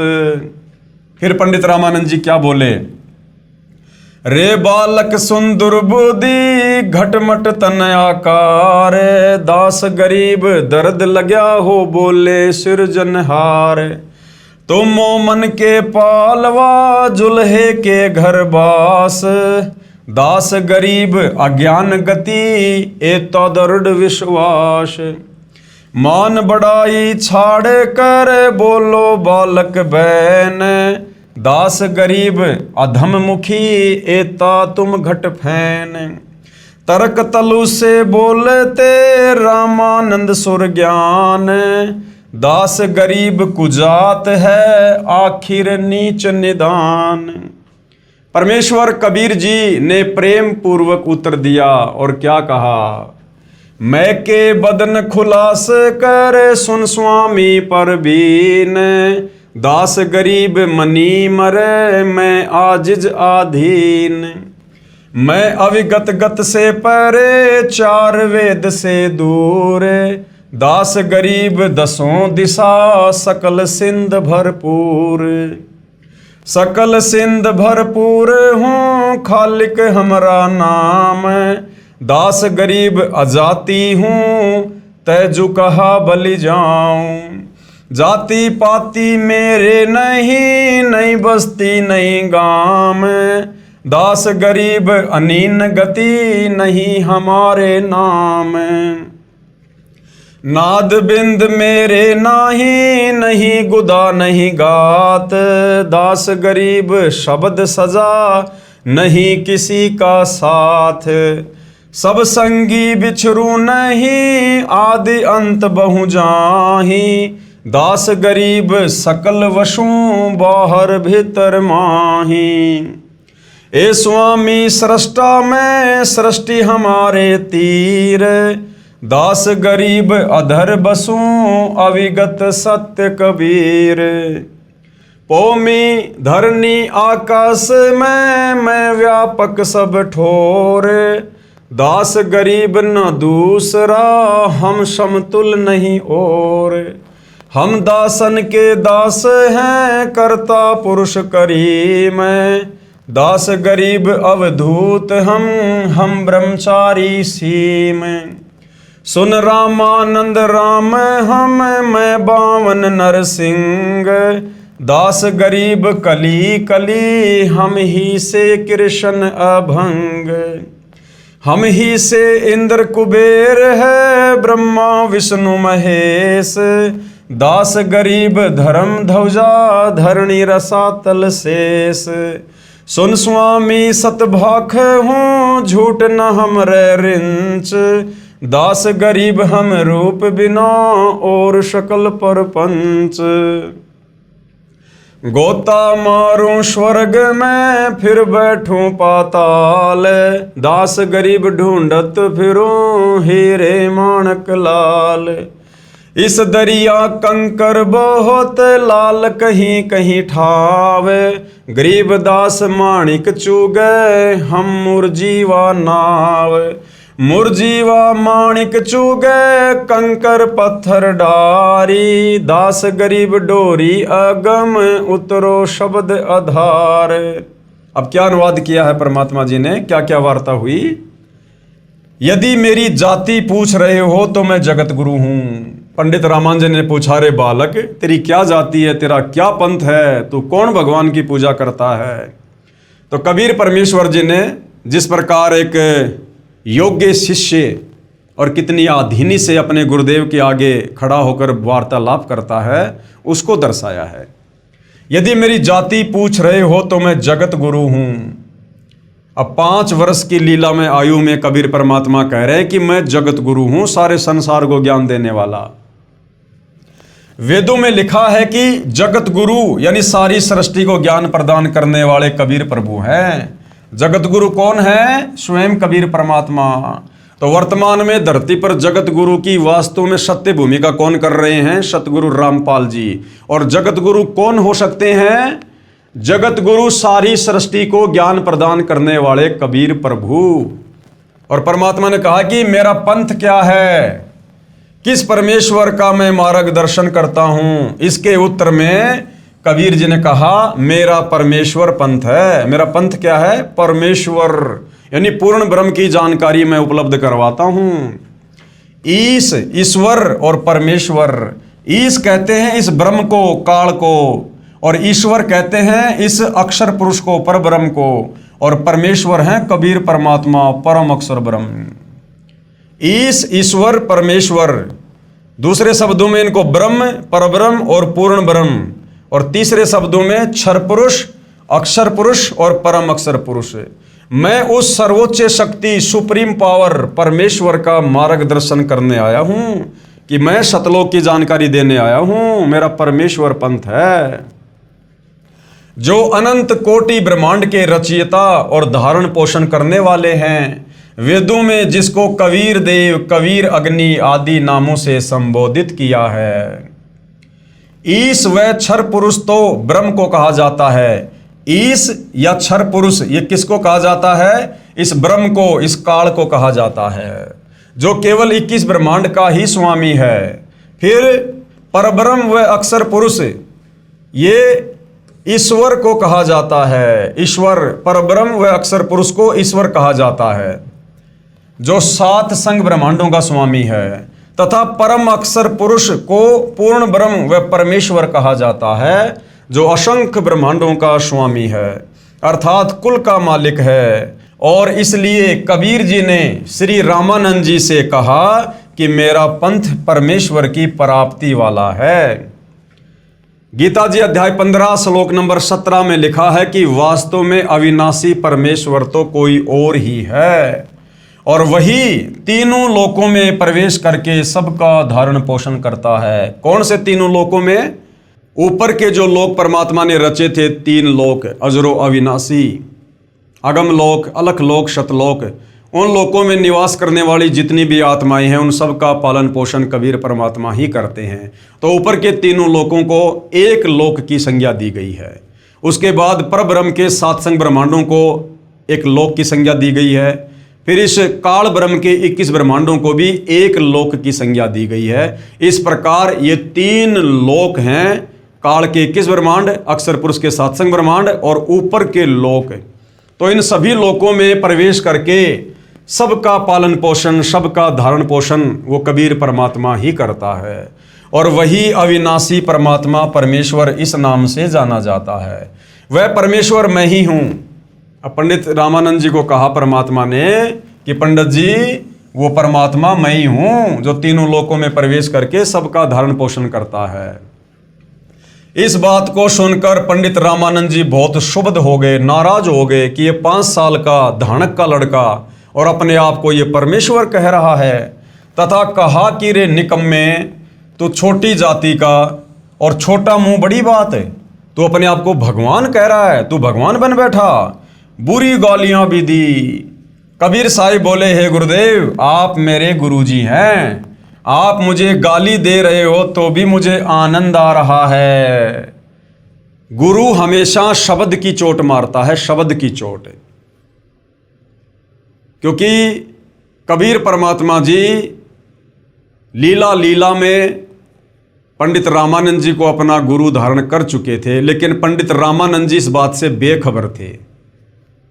इसलिए कबीर परमात्मा जी एक आधीन शिष्य बनकर कहने लगे कि हे गुरुदेव, आप मेरे गुरु हैं, आप मुझे गालियां दे रहे हो तो भी मुझे आनंद ही आ रहा है, लेकिन मैं जो आपको कह रहा हूं, मैं ज्यों का त्यों पूर्ण ब्रह्म ही हूं, इसमें कोई संशय नहीं है।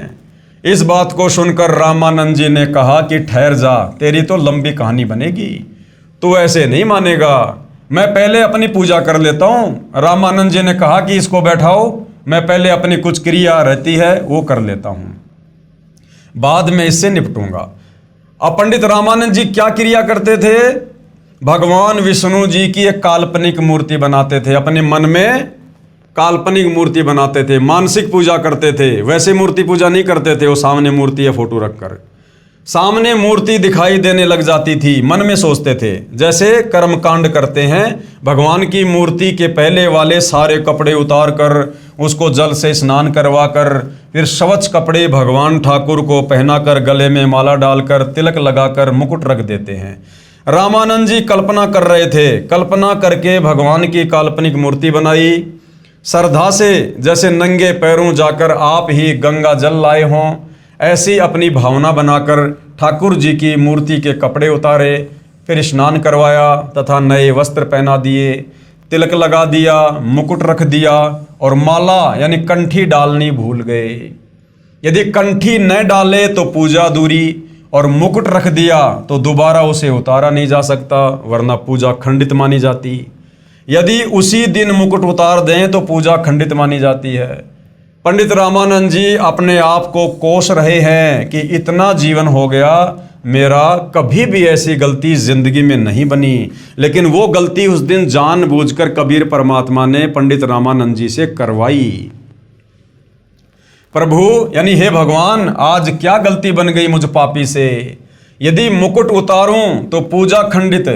उसने सोचा कि चल मुकुट के ऊपर से कंठी माला डालकर देखता हूं। अपनी कल्पना से कर रहे हैं, कोई सामने मूर्ति नहीं और पर्दा लगा है, कबीर साहिब दूसरी तरफ बैठे हैं, मुकुट में माला फंस गई, आगे नहीं जा रही थी। तब रामानंद जी ने सोचा अब क्या करूं, हे भगवान, आज तो मेरा सारा दिन ही व्यर्थ गया, आज की मेरी भक्ति कमाई व्यर्थ गई, क्योंकि जिसको परमात्मा की कसक होती है उसका एक नित्य नियम भी रह जाए तो उसको दर्द बहुत होता है। जैसे इंसान की जेब कट जाए और फिर बहुत पश्चाताप करता है, ऐसे ही प्रभु के सच्चे भक्तों को इतनी लगन होती है। यानी ये पहचान बताई गुरुदेव भगवान ने, यदि किसी दिन भगत के मंत्र पूरे ना हो पाए या तीनों समय की आरती में से कोई आरती छूट जाए तो भगत को बड़ा दुख होता है, और यदि दुख नहीं हो रहा है इसका मतलब भगत भक्ति को सीरियस नहीं ले रहा है। इतने में कबीर साहब ने कहा कि स्वामी जी माला की गुंडी खोलो और गले में डाल दो। अब बीच में पर्दा लगा हुआ है, सामने कोई मूर्ति नहीं है, पंडित जी मन में खाली कल्पना कर रहे थे, और 5 वर्ष की लीला में आयु में कबीर परमात्मा बाहर खड़े होकर कह रहे हैं कि पंडित जी चिंता मत करो, आप ऐसा करो, ये जो माला मुकुट में अटक गई है ना, आप इसकी पीछे से गांठ खोलो और गांठ खोल के फिर ठाकुर जी के गले में डाल दो, आपको मुकुट भी नहीं उतारना पड़ेगा और आपकी पूजा भी खंडित नहीं होगी। इतने में कबीर साहब ने कहा कि स्वामी जी माला की गुंडी खोलो और गले में डाल दो, फिर गांठ लगा दो, मुकुट उतारना ही नहीं पड़ेगा। अब रामानंद जी काहे के मुकुट उतारे था, काहे की गांठ खोले था। कुटिया के सामने लगा पर्दा भी पंडित रामानंद जी ने अपने हाथ से फेंक दिया और सारे ब्राह्मण समाज के सामने उस कबीर परमेश्वर को सीने से लगा लिया, ये सोचकर कि भाई ये तो भगवान है, भगवान नहीं तो भगवान का कोई विशेष कोई कृपा पात्र है, कोई देव पुरुष है जिसने मेरी मन की बात को जान लिया। रामानंद जी ने कहा कि हे भगवान, आपका तो इतना कोमल शरीर है। जैसे ही रामानंद जी ने कबीर परमेश्वर जी को बाहों में लिया तो कबीर परमात्मा जी का रूई जैसा कोमल शरीर, क्योंकि परमेश्वर का शरीर पंचतत्व से बना नहीं होता है, जैसे रूई हो, और मेरा तो पत्थर जैसा शरीर है। एक तरफ तो भगवान खड़े हैं और एक तरफ जाति और धर्म की दीवार है। प्रभु चाहने वाली पुण्यात्माएं धर्म की बनावटी दीवार को तोड़ना उत्तम समझती हैं। वैसा ही पंडित रामानंद जी ने किया। सामने पूर्ण परमात्मा को पाकर न जाति देखी, न धर्म देखा, न छुआछात, केवल आत्म कल्याण देखा। इसको वास्तव में ब्राह्मण कहते हैं, पंडित कहते हैं, ज्ञानी कहते हैं। बोलत रामानंद जी हम घर बड़ा सुकाल, गरीब दास पूजा करे मुकुट फही जदमाल। सेवा करो संभाल कर सुन स्वामी सुर ज्ञान, गरीब दास सिर मुकुट धर माला अटकी जान। स्वामी घुंडी खोल कर फिर माला गड़ डार, गरीब दास इस भजन को जानत है करतार। डोडी पर्दा दूर कर लिया कंठ लगाए, गरीब दास गुजरी बहुत बदने बदन मिलाए।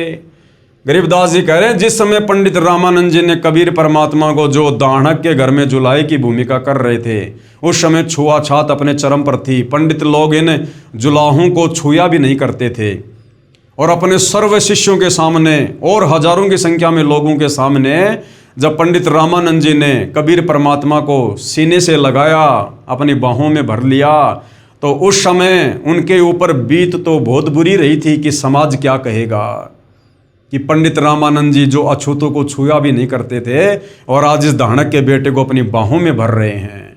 ये समाज क्या कहेगा, मेरे शिष्य क्या कहेंगे।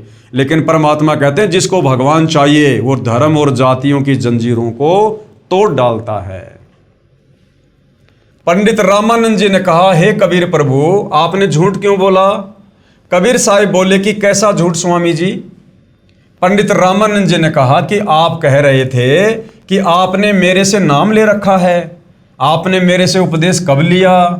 कबीर साहिब बोले एक समय आप नहाने के लिए पंचगंगा घाट पर गए थे, मैं वहाँ लेटा हुआ था, आपके पैरों की खड़ाऊ मेरे सिर में लगी थी, तो आपने कहा था कि बेटा राम राम बोलो। रामानंद जी बोले हाँ अब कुछ याद आया, परंतु वह तो बहुत छोटा बच्चा था, क्योंकि उस समय 5 वर्ष की आयु के बच्चे बहुत बड़े हो जाया करते थे, तथा 5 वर्ष के बच्चे के शरीर तथा 2.5 वर्ष के बच्चे के शरीर में दुगुना अंतर हो जाता है। यानी वो जो लीला परमात्मा ने की थी वो 2.5 वर्ष के बालक की उम्र में की थी। तो पंडित रामानंद जी कह रहे हैं कि भाई आप तो 5 वर्ष के हो और वो बच्चा तो 2.5 साल का था। कबीर साहब कहने लगे स्वामी जी देखो मैं ऐसा था। पंडित रामानंद जी के सामने भी खड़े हैं और एक 2.5 वर्षीय बच्चे का दूसरा रूप बनाकर किसी भगत की वहां पर खटिया बिछी थी उसके ऊपर विराजमान हो गए। 2 रूप बना लिए कबीर परमात्मा ने। 2.5 साल के बच्चे के रूप में किसी सेवक की चारपाई के ऊपर लेट गए और 5 साल की उम्र में पंडित रामानंद जी के सामने खड़े हैं और कह रहे हैं कि पंडित जी देखो मैं वैसा था। अब रामानंद जी ने 6 बार तो उधर देखा और 6 बार इधर देखा, फिर आंखें मलमल कर देखा कि कहीं तेरी आंखें धोखा तो नहीं खा रही हैं। इस प्रकार देख ही रहे थे कि इतने में कबीर साहिब का छोटे वाला रूप उठा और कबीर साहिब के बड़े 5 वर्ष वाले स्वरूप में समा गया। 5 वर्ष वाले स्वरूप में कबीर साहिब अकेले रह गए। मन की पूजा तुम लखी मुकुट माल परवेश, गरीब दास गति कौन लखे कौन वर्ण क्या भेष। ये तो तुम शिक्षा दई मान लई मन मोर, गरीब दास कोमल पुरुष हमरा बदन कठोर। तब रामानंद जी बोले कि मेरा संशय मिट गया। हे परमेश्वर आपको कैसे पहचान सकते हैं, आप किस जाति में तथा वेशभूषा में खड़े हो। हम नादान प्राणी आपके साथ वाद विवाद करके दोषी हो गए। क्षमा करना पूर्ण परमेश्वर कबीर देव, मैं आपका अनजान बच्चा हूं। अब आगे और क्या लीला हुई भाइयों और बहनों। पंडित रामानंद जी को सतलोक के दर्शन करवाना। कबीर परमात्मा ने पंडित रामानंद जी को सतलोक दिखाया, सतलोक के दर्शन करवाए ताकि उनको यकीन हो। सुन बच्चा मैं स्वर्ग की कैसे छोड़ूं रीति, गरीब दास गुदरी लगी जन्म जात है बीती।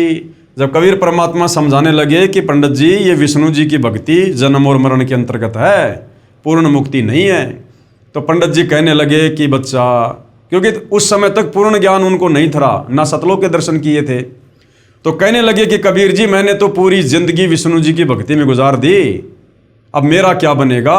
आप कह रहे हो कि वहाँ की भक्ति पूर्ण नहीं है, विष्णु जी की भक्ति से मुक्ति नहीं है, फिर संसार में आना पड़ेगा, जन्म लेना पड़ेगा, फिर बुढ़ापे का कष्ट, फिर मरण का कष्ट, फिर लक 84। तो मेरी तो पूरी जिंदगी बीत गई विष्णु की भक्ति करते करते, अब मेरा क्या होगा? चार मुक्ति बैकुंठ में जिनकी मोरे चाहा, गरीबदास घर अगम की कैसे पाऊं था। हेम रूप जहाँ धरणी है रत्न जड़े बो शोभ, गरीबदास बैकुंठ को तन मन हमरा लोभ। यानी स्वर्ग लोक की महिमा विष्णु जी बताने लगे कबीर जी को। शंख चक्र गदा पद्म है मोहन मदन मुरारी, गरीबदास मुरली बजे सुरग लोक दरबारी। दूधों की नदियां बह गए श्वेत वृक्ष शुभान, गरीबदास मंदल मुक्ति सुरगापुर स्थान। रतन जड़ाऊ मनुष्य हैं गण गंधर्व सब देव, गरीबदास उस धाम की कैसे छाड़ू सेव। ऋग यजु श्याम अथर्वण गावे चारों वेद, गरीबदास घर अगम की कैसे जानो भेद। चार मुक्ति चितवन लगी कैसे बचूं ताही, गरीबदास गुप्तार गति हमको द्यो समझाए। स्वर्ग लोक बैकुंठ है यहाँ से पर ना और, गरीबदास सठ शास्त्र चार वेद की दौर। चार वेद गावे तिसे सुर नर मुनि मिलाप, गरीबदास धुरपोर जिस मिट गए तीनों ताप। प्रहलाद गए जिस लोक को सुरगापुरी समूल, गरीबदास हरि भक्ति की मैं वंचित हूँ धूल। यानी विष्णु लोक की महिमा बता रहे हैं पंडित जी तत्व ज्ञान के अभाव में कबीर परमात्मा को, कि जहाँ दुरु गए, जहाँ प्रहलाद गए, जिनकी महिमा चारों वेद गा रहे हैं, जिस विष्णु के लोक में दूधों की नदियाँ बहती है, जहाँ पर रत्न जड़ाऊ मनुष्य हैं, गण गंधर्व हैं, वहाँ की धरती श्वेत है। बिंद्रावन गए तिस लोक को सुरगापुरी समूल, गरीबदास उस मुक्ति को कैसे जाऊं भूल। नारद ब्रह्मा तिसरट गावे शेष महेश, गरीबदास बैकुंठ से और परे को देश। सहस 88 जिस जप और 33 सेव, गरीबदास जहाँ से परे और कौन है देव। यानी विष्णु से बढ़कर और कौन देवता है, विष्णु लोक से बढ़कर और कौन सा धाम है। ऐसी ऐसी बातें पंडित रामानंद जी कबीर परमात्मा को बता रहे हैं, जो उन्होंने चारों वेदों को पढ़कर, गीता जी को पढ़कर जैसा उन्होंने समझा। सुन स्वामी निज मूल गति कहीं समझाऊं तो ही, गरीबदास भगवान को राख्या जगत समोही। तीन लोक के जीव सब विषयवास भरमाए, गरीबदास हमको जप तिसको धाम दिखाए। जो देखेगा धाम को सो जानत है मुझ, गरीबदास तो से कहूँ सुन गायत्री गुज। कृष्ण विष्णु भगवान को जड़ाए हैं जीव, गरीबदास त्रिलोक में काल कर्म सिर सीव। सुन स्वामी तो से कहूँ अगम दीप की सैल, कि स्वामी मैं तुझे शतलोक की बातें बताता हूँ। गरीबदास पूठे परे पुस्तक लाद बैल, कि उस शतलोक की महिमा तुम्हारे इन चारों वेदों में नहीं है, गीता में नहीं है। पोहमी धरणी आकाश थंब चलसी चद्दर सूर, गरीबदास रज बीरज की कहाँ रहेगी धूर। तारायण त्रिलोक सब चलसी इंद्र कुबेर, गरीबदास सब जात है स्वर्ग पाताल सुमेर। कि ये तो एक दिन सब नष्ट होगा, सारे लोक नष्ट होंगे ये। चार मुक्ति बैकुंठ बट फना हुआ कई बार, गरीबदास अल्प रूप मग क्या जाने संसार। कहो स्वामी कित रहोगे चौथा भुवन बिहंड, गरीबदास बीजक कहा चलत प्राण और पिंड। सुन स्वामी एक शक्ति है अर्धंगी ओंकार, गरीबदास बीजक तहाँ अनंत लोक सिंहार। जैसे का तैसा है परलोफना प्राण, गरीबदास उस शक्ति को बार बार कुर्बान। कोटि इंद्र ब्रह्मा जहाँ कोटि कृष्ण कैलाश, गरीबदास शिव कोटि है करो कौन की आश। कोटि विष्णु जहाँ बसत हैं उस शक्ति के धाम, गरीबदास गुल बहुत हैं अलफ बसत निकाम। शिव शक्ति जासे हुए अनंत कोटि अवतार, गरीबदास उस अलफ को लख सोहो करतार। अलफ हमारा रूप है दम दे ही नहीं दंत, गरीबदास गुल से पर चलना है बिन पंथ। बिना पंथ उस कंत के धाम चलन है मोर, गरीबदास गति ना किसी शंख सुरग पर डोर। शंख सुरग पर हम बसें सुन स्वामी आसैन, गरीबदास हम अल्लफ हैं यो गुल फोकट फैन। जोते कैया सो में लैया बिन देखे नहीं धीज, गरीबदास स्वामी कहे कहाँ अलफ वो बीज। अब पंडित रामानंद जी कहने लगे कि आप जो शतलोक की महिमा बता रहे हो, जो विष्णु लोक से भी करोड़ों गुना ज्यादा सुंदर है, अजरो अमर है, कहते उसको देखे बिना मुझे कैसे विश्वास हो। जो तय कैया सो में लैया, जो आपने बताया मैंने सुन लिया, बिन देखे नहीं धीज, बिना देखे मुझे शांति नहीं हो सकती। अनंत कोटि ब्रह्मांड फण अनंत कोटि उद्गार, गरीबदास स्वामी कहें कहाँ अलफ दीदार। हम बेहद कहीं ना कहीं थरपी ठोर, गरीबदास निज ब्रह्म की कौन धाम वह पोर। चल स्वामी सर पर चले गंग तीर सुन ज्ञान, गरीबदास बैकुंठ बट कोटि कोटि घट ध्यान। तहाँ कोटि बैकुंठ है नक सरवर संगीत, गरीबदास स्वामी सुने जात अनंत जुग बीत। प्राण पिंडपुर में धसो गए रामानंद कोटि, गरीबदास सर सुरग में रहो शब्द की ओट। ता वहाँ चित चक्रित भया देखी फजल दरबार, गरीबदास सिजदा किया हम पाए दीदार। अब शतलोक के दर्शन करके पंडित रामानंद जी के तो होश उड़ गए। तहाँ वहाँ चित चक्रित भया, दिमाग चकरा गया उनका तो शतलोक की वो महिमा देखकर, शतलोक के नज़ारे देखकर, वहाँ पर परमात्मा को बैठा हुआ देखकर, जब उन्होंने परमात्मा का वहाँ पर दीदार किया, दर्शन किए।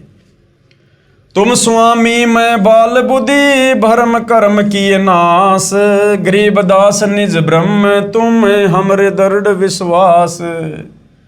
और कहा कि स्वामी तो वास्तव में आप हो, मैं तो बाल बुद्धि हूँ, मेरे सारे कर्म भरम आपने नष्ट कर दिए अध्यात्म को लेकर। सुन बे सुन से तुम परे उर से हमरे तीर, गरीबदास सरभंग में अविगत पुरुष कबीर। कोटि कोटि सिजदा करे कोटि कोटि प्रणाम, गरीबदास अनहद अधर हम पर से तुम धाम। सुन स्वामी एक गल्ले मुझे तिल तारी पल तोरी, गरीबदास सर गगन में सूरज अनंत करोरी। शहर अमान अनंतपुर रिम जिम होए, गरीबदास उस नगर का मर्म न जाने कोई। सुन स्वामी कैसे लखो कह समझाऊं तो ही, गरीबदास बिन पर उड़े तन मन शीस न होए। रवनपुरी एक चक्कर है तहाँ धंजे बाए, गरीबदास जीते जन्म या कूले तो समाए। आसन पद्म लगाए कर भिरंगनाद को खींच, गरीबदास अचवन कर देवदत्त को ऐंच। काली उनकूली ने रंग जाके दो फुन धार, गरीबदास कूरम्ब सिर तास कर उद्गार। जिसमें लाल गुलाल रंग तीनी गिर हैं नभ पेंच, गरीबदास व नागनी को होने न देव रेच। कुंभक रेचक सब कर उन करत उद्गार, गरीबदास उस नागनी को जीते कोई खिलार। कुंभ भरे रेचक भरे फिर टूटत है पौन, गरीबदास गगन मंडल नहीं होत है रोन। आगे घाटी बंद है इंगला पिंगला दोए, गरीबदास सुषमन खूले तास मिलावा होए। ज्यों का त्यों ही बैठे रहो तज आसन सब जोग, गरीबदास पल बीच पद सर्व शैल सब भोग। कोटि कोटि बैकुंठ हैं कोटि कोटि शिव शेष, गरीबदास उस धाम में ब्रह्मा कोटि नरेश। आवादान अमानपुर चली स्वामी ता चाल, गरीबदास पर लो अनंत बोहरी न झंपे काल। अमर चीर तहाँ पहरी है अमर हंस सुख धाम, गरीबदास भोजन अजर चल स्वामी निज धाम। बोलत रामानंद जी सुन कबीर करतार, गरीबदास सब रूप में तुम ही बोलनहार। तुम साहिब तुम संत हो तुम सतगुरु तुम हंस, गरीबदास तुम रूप बिन और न दूजा अंश। अब पंडित रामानंद जी क्या कह रहे हैं कि हे परमात्मा जी, अब मेरी सब समझ में आ गया सतलोक देखने के बाद। तुम साहिब परमात्मा भी तुम ही हो, और संत यानी एक भगत की भूमिका भी तुम ही करते हो जो वर्तमान में कर रहे हो, और सतगुरु भी तुम ही हो, और एक अच्छे हंस एक अच्छे भगत की भूमिका भी तुम ही करते हो। गरीबदास तुम रूप बिन और न दूजा अंश। तो भाई और बहनों, वर्तमान में जो जगत गुरु तत्वदर्शी की भूमिका इस सृष्टि में इस पृथ्वी पर जो महापुरुष निभा रहे हैं सतगुरु रामपाल जी, ये स्वयं साहिब हैं, परमात्मा हैं। मैं भगता मुक्ता भया किया कर्म कुंद नाश, गरीबदास अविगत मिले मेटी मन की बांश।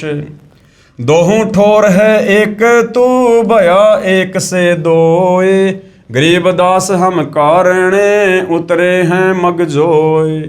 गोष्ठी रामानंद से काशी नगर मंझारे, गरीबदास जिंद पीर के हम पाए दीदार। बोले रामानंद जी सुनो कबीर सुभान, गरीबदास मुक्ता भये उदरे पिंड और प्राण। अब इन वाणियों का संक्षेप में गुरुदेव भगवान ने सरलार्थ किया है। कबीर साहिब यानी कबीर देव ने स्वामी रामानंद जी से पूछा कि स्वामी जी आप क्या पूजा करते हो? तो पंडित रामानंद जी ने कहा कि मैं वेदों व गीता जी के अनुसार साधना करता हूं। कबीर साहब ने पूछा कि वेदों व गीता के आधार से साधना करके किस लोक में जाओगे? तो पंडित रामानंद जी ने कहा स्वर्ग में जाऊंगा। कबीर परमेश्वर ने पूछा स्वर्ग में क्या करोगे दाता? तो पंडित रामानंद जी ने कहा कि वहाँ पर बहुत प्यारे भगवान विष्णु जी हैं, उनके दर्शन किया करूँगा, और वहाँ पर दूधों की नदी है, वहाँ कोई चिंता नहीं है, कोई फिक्र नहीं है, मैं वहाँ आनंद से रहूँगा। कबीर परमेश्वर ने पूछा कि स्वामी जी कितने दिन रहोगे स्वर्ग में? विद्वान पुरुष थे पंडित जी, उनको ज्ञान था, 2 ही मिनट में समझ गए। स्वामी जी बोले मेरी जितनी भक्ति की कमाई होगी तब तक रहूँगा भाई। कबीर साहब ने पूछा फिर कहाँ जाओगे? रामानंद जी ने कहा ना जाने कर्म आधार पर कहाँ तथा किस योनि में जन्म होगा, यानी गधा भी बनूंगा, कुत्ता भी बनूंगा, नरक में भी जाऊंगा। कबीर साहिब ने कहा ये क्या साधना? ये क्या भक्ति हुई फिर आपकी? आज आप भक्ति में जी जान लगा रहे हो और उसके बाद कह रहे हो कि मैं लक 84 में जाऊंगा, गधा कुत्ता भी बनूंगा। तो क्या साधना कर रहे हो फिर आप? कबीर साहिब ने कहा कि ये क्या साधना? तो स्वामी जी आपने असंख्यों बार की है, ऐसी साधना तो आपने असंख्यों बार की है। कबीर साहिब ने कहा कि ये साधना तो स्वामी जी आपने असंख्यों बार की है, इससे जीव मुक्त नहीं हो सकता। आप श्री विष्णु जी की साधना करके स्वर्गलोक में जाना चाहते हो। जो साधक ब्रह्म साधना करके, यानी विष्णु जी की साधना से ऊपर है ब्रह्म साधना, काल की साधना, ओम नाम का जो जाप होता है, जो भगत ब्रह्म साधना करके ब्रह्म लोक में जाते हैं वे भी जन्म मृत्यु के चक्कर में रहते हैं, क्योंकि एक दिन महास्वर्ग जो ब्रह्म लोक में बना है वो भी नष्ट हो जाएगा। गीता जी के 8वें अध्याय का 16वां श्लोक बताता है, पंडित रामानंद जी तो विद्वान पुरुष थे, उनको तो श्लोक उंगलियों पर याद थे। पंडित रामानंद जी ने कहा आप ठीक कहते हो, ऐसा ही लिखा है। कबीर साहिब ने कहा बताओ जी फिर कहाँ रहोगे? न आपके श्री कृष्ण मुरारी ही रहेंगे, ये ब्रह्मलोक विष्णु लोक आदि के सर्व प्राणी तथा श्री विष्णु जी आदि तीनों देवता भी नष्ट होंगे, फिर आप कहाँ रहोगे गुरुदेव? फिर रामानंद जी विचार करने पर विवश हो गए। परमेश्वर कबीर साहिब जी ने पूछा स्वामी जी गीता जी का ज्ञान किसने बोला? पंडित रामानंद जी ने उत्तर दिया कि श्री कृष्ण जी ने। परमेश्वर कबीर साहिब जी ने कहा स्वामी जी संक्षिप्त महाभारत द्वितीय खंड पेज नंबर 1531 पुराने वाला तथा 667 नए वाला, उसमें लिखा है कि श्री कृष्ण जी तो कह रहे हैं कि अर्जुन मुझे अब वह गीता वाला ज्ञान याद नहीं है, मैं दोबारा वही ज्ञान नहीं सुना सकता। परमेश्वर कबीर साहिब जी ने सर्व प्रमाण बताए। गीता अध्याय 8 श्लोक 13 में गीता ज्ञानदाता ब्रह्म, ये काल ब्रह्मा विष्णु महेश का पिता दुर्गा का पति क्या कह रहा है? ओम इति एकाक्षरम ब्रह्म व्यवहारण माम अनुशमरण ये परियाति तजन देहम स याति परमाम गतम। ये ब्रह्म गीता बोलने वाला ब्रह्मा विष्णु महेश का पिता दुर्गा का पति, ये काल ब्रह्म ज्योति निरंजन, ये गीता अध्याय 8 श्लोक 13 में गीता का ज्ञान देते समय क्या कह रहा है कि भाई अर्जुन मेरा तो एक ओम नाम का मंत्र है। इसका शब्दार्थ है कि गीता बोलने वाला ब्रह्म अर्थात काल कह रहा है कि माम ब्रह्म यानी मुझ ब्रह्म का तो इति मानी यह है, ओम एकाक्षरम यानी ओम एक अक्षर है, व्यवहारन यानी उच्चारण करके, अनुशमरन सुमरण करने का ये जो साधक, तजन देहम यानी शरीर त्यागते समय तक अर्थात अंतिम श्वास तक, परियाति यानी स्मरण साधना करता है, स यानी वह साधक ही मेरे वाली, परमाम गतम यानी परम गति को, याति यानी प्राप्त होता है। और इस काल की परम गति क्या है? ब्रह्मलोक। और ब्रह्मलोक में गए हुए प्राणी भी वहाँ अपने भक्ति कमाई नष्ट करके वापस जन्म और मरण में आते हैं। गीता अध्याय 8 श्लोक नंबर 16 इसका प्रमाण है। भावार्थ है कि श्री कृष्ण जी के शरीर में प्रेतवत प्रवेश करके ब्रह्म अर्थात 1000 भुजा वाला ज्योति निरंजन काल कह रहा है कि मुझ ब्रह्म की साधना केवल एक ओम नाम से मृत्यु पर्यंत करने वाले भगत को मुझसे मिलने वाला लाभ प्राप्त होता है, अन्य कोई मंत्र मेरी भक्ति का नहीं है। गीता अध्याय 8 श्लोक 5 और 7 तथा 13 में गीता ज्ञानदाता ने अपने विषय में साधना करने वाले को बताया कि जो मेरी साधना ओम नाम का सुमरण अंतिम श्वास तक करता है वह मुझे ही प्राप्त होगा। इसलिए तू युद्ध भी कर तथा मेरा ओम नाम का सुमरण भी कर, क्योंकि युद्ध हल्ला ऊंचे स्वर से शोर करके किया जाता है। इसलिए कहा है कि ओम नाम का उच्चारण ऊंचे स्वर में शोर करता हुआ सुमरण भी कर तथा युद्ध भी कर। अब भाई और बहनों, ये काल क्यों कह रहा है कि इस ओम नाम का जाप जोर जोर से उच्चारण करके करो, ओम ओम? क्योंकि भाई और बहनों, किसी भी मंत्र का मौखिक जाप करना और मानसिक जाप करना, उन दोनों की कमाई में रात और दिन का अंतर होता है। ओम नाम का यदि आप मुंह से बोलकर शोर करके जाप करोगे ओम ओम, तो गुरुदेव ने बताया उसका केवल एक ही लाभ मिलेगा, एक मंत्र का एक ही लाभ मिलेगा।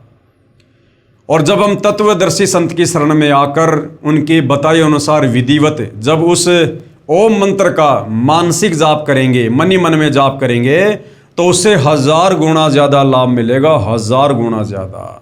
लेकिन ये काल नहीं चाहता कि किसी की भक्ति कमाई इतनी बन जाए कि जो कोई 1000 युगों तक लंबे समय तक ब्रह्मलोक में रहे। अगर वो इतने लंबे समय तक वहाँ पड़ा रहेगा तो फिर दोबारा मनुष्य जन्म प्राप्त कैसे करेगा, और दोबारा जल्दी मनुष्य जन्म प्राप्त नहीं करेगा तो फिर काल फिर किसके सूक्ष्म शरीर से वासना निकाल के खाएगा। फिर गीता अध्याय 8 श्लोक 6 में कहा है कि ये विधान है कि जो जिस प्रभु का अंत समय में स्मरण करता हुआ शरीर त्यागता है वह उसी को प्राप्त होता है। गीता ज्ञानदाता प्रभु गीता अध्याय 8 श्लोक 8 से 10 तक तीनों श्लोकों में ब्रह्म से अन्य पूर्ण परमात्मा परम दिव्य पुरुष परमेश्वर अर्थात पूर्ण ब्रह्म के विषय में कह रहा है कि यदि कोई उसकी साधना करता हुआ शरीर त्यागता है तो उसी पूर्ण परमात्मा परमेश्वर को ही प्राप्त करता है। यानी गीता ज्ञानदाता दुर्गा का पति ब्रह्मा विष्णु महेश का पिता काल ब्रह्म गीता अध्याय 8 श्लोक 8 से 10 में अपने से अन्य उस पूर्ण परमात्मा की भक्ति करने का विधान भी बता रहा है कि जो उस पूर्ण परमात्मा की भक्ति करेगा अंतिम समय में शरीर छोड़ते समय तक उसी पूर्ण परमात्मा के लोक में जाएगा। और उस पूर्ण परमात्मा की भक्ति बताने वाला भाई गीता अध्याय 4 श्लोक नंबर 34 में बता दिया कि अर्जुन किसी तत्वदर्शी संत की खोज कर, वो तत्वदर्शी महात्मा तुझे परमेश्वर की भक्ति के बारे में बताएंगे, मुझे ज्ञान नहीं है। तो भाई और बहनों, वह तत्वदर्शी संत वर्तमान में धरती पर सतगुरु रामपाल जी हैं जिनके पास में पूर्ण ब्रह्म परमेश्वर की कंप्लीट जानकारी है, पूर्ण मुक्ति का मार्ग है। सतगुरु रामपाल जी ही जगत के तारणहार हैं, जगत के मुक्तिदाता हैं। उसी से पूर्ण मोक्ष तथा शतलोक प्राप्ति तथा परम शांति प्राप्त होगी। इसलिए उस परमेश्वर की शरण में जा। गीता अध्याय 18 श्लोक 62 और 66 तथा गीता अध्याय 15 श्लोक 4, मैं गीता ज्ञानदाता ब्रह्म भी इसी की शरण में हूं। पूरा हिंदू समाज जिस गीता का ज्ञान देने वाले को भगवान मानता है, परमात्मा मानता है, वो गीता का ज्ञान देने वाला खुद कह रहा है कि भैया परमात्मा तो कोई और है, जहां जाने के बाद फिर कोई कष्ट नहीं, कोई जन्म मरण नहीं। और खुद कह रहा है कि नादान दुनिया वालों, मेरी क्या भक्ति करते हो तुम, मेरा तो ओम नाम है, मैं ब्रह्म हूं, ब्रह्म लोक में रहता हूं, मेरी भक्ति करके फिर लक 84 में जाओगे, जन्म मरण में रहोगे, गधे कुत्ते बनोगे। और खुद कह रहा है कि मैं खुद उस परमपिता परमेश्वर की शरण में हूं, वो मेरा भी इष्ट देव है, तो उसी की भक्ति करनी चाहिए। गीता अध्याय 18 श्लोक 62-66, अध्याय 15 श्लोक 4 में गीता ज्ञानदाता ये ब्रह्मा विष्णु महेश का पिता दुर्गा का पति खुद कह रहा है कि मैं भी इसी की शरण हूं। रामानंद जी ने सभी प्रमाणों को आंखों देखकर दांतों तले उंगली दबाई, क्योंकि वो तो गीता जी को उंगलियों पर याद किए हुए थे, तथा सत्य को स्वीकार किया। कहा कि बच्चा, बात तो शास्त्रों की तू सही बता रहा है, जो सत्य है हमारे को किसी ने ऐसा ज्ञान ही नहीं दिया, हम क्या करें। कबीर साहिब ने बताया कि पवित्र गीता जी में ही लिखा है 8वें अध्याय का 8, 9 और 10 श्लोक तथा अध्याय नंबर 18 का श्लोक नंबर 62 पढ़ कर देखो। पवित्र गीता जी व पवित्र वेदों को बोलने वाला ब्रह्म ये काल श्री कृष्ण जी में प्रेत की भांति प्रवेश करके कह रहा है कि उस परमात्मा की शरण में जा अर्जुन, तेरा फिर मरण नहीं होगा। गीता का ज्ञान देने वाला भगवान, जिसको हिंदू समाज अपना परमात्मा कहता है, वो तो खुद अर्जुन को कह रहा कि अर्जुन तू उस परमात्मा की शरण में जा, वहीं तेरा कल्याण होगा। उसके लिए अध्याय नंबर 4 का श्लोक नंबर 34, उन संतों को खोजो, अर्थात तत्वदर्शी संत की खोज करो जो उस परमात्मा के परम तत्व को जानने वाले हों। तो भाई वो तत्वदर्शी संत वर्तमान में धरती पर सतगुरु रामपाल जी हैं। विलंब इनसे उपदेश लेकर अपनी आत्मा के कल्याण की दिशा में आगे बढ़ो। उस तत्वदर्शी संत को यानी उनको दंड प्रणाम करो, विनम्र व निष्कपट भाव से उनका सत्कार करो। जब वे तत्वदर्शी संत प्रसन्न हो जाएं, फिर उनसे दीक्षा नाम मांगो, फिर तेरा पुनर्जन्म व मरण नहीं होगा, यानी वो तेरी पूर्ण मुक्ति कर देगा, तुझे परम धाम सतलोक में भेज देगा। पवित्र गीता अध्याय 15 मंत्र 1 से 4 में कहा है कि यह उल्टा लटका हुआ संसार रूपी वृक्ष है, ऊपर को मूल तो आदि पुरुष अर्थात सनातन परमात्मा है, नीचे को तीनों गुण रजगुण ब्रह्मा, सतगुण विष्णु, तमगुण शिव रूपी शाखाएं हैं। इस पूर्ण संसार रूपी वृक्ष अर्थात पूर्ण सृष्टि रचना को मैं ब्रह्म काल नहीं जानता। ये विचार काल में, यहाँ विचार काल में अर्थात गीता जी के ज्ञान में आपको मैं पूर्ण ज्ञान नहीं दे सकता। उसके लिए किसी तत्वदर्शी संत की खोज कर। गीता अध्याय 4 मंत्र 34। फिर वह आपको सर्व सृष्टि की रचना का ज्ञान तथा सर्व प्रभुओं की स्थिति सही बताएगा। तो वो सृष्टि रचना भाई और बहनों इस पवित्र पुस्तक ज्ञान गंगा में, जिस पर वीडियो बन चुके हैं, आप जी देख लेना। कंप्लीट ज्ञान सृष्टि रचना का सर्व शास्त्रों से प्रमाणित करके सतगुरु रामपाल जी ने दे दिया है। तो गीता जी अध्याय 4 श्लोक नंबर 34 में जिस तत्वदर्शी संत की बात कही है गीता ज्ञान दाता के द्वारा, वह तत्वदर्शी संत वर्तमान में सतगुरु रामपाल जी हैं। उसके पश्चात उस परम पद परमेश्वर की खोज करनी चाहिए जिसमें गए साधक का फिर जन्म मृत्यु नहीं होता, अर्थात पूर्ण मोक्ष हो जाता है। जिस परमेश्वर ने संसार रूपी वृक्ष अर्थात सर्व ब्रह्मांडों की रचना की है, मैं यानी ब्रह्म काल भी उस परमेश्वर की ही शरण में हूं, यानी मैं भी उसी का ध्यान करता हूं। इसलिए उस परमेश्वर की पूजा करो। पंडित रामानंद जी बोले कि लिखा तो ऐसा ही है बच्चा, बिल्कुल यो ही है, लेकिन ये सतलोक ने तो किसी से सुना, जिस कारण अब मेरा मन विश्वास नहीं कर रहा कि वह सत्य होगा। कबीर साहब ने पूछा कि आप कैसे साधना करते हो? पंडित रामानंद जी बोले कि मैंने सारे शरीर को साध रखा है। योग अभ्यास के साथ मैं अंदर कमलों में से गुजरकर त्रिकुटी यानी त्रिवेणी तक पहुंच जाता हूं। कबीर साहब बोले कि आप एक बार त्रिवेणी तक पहुंचो।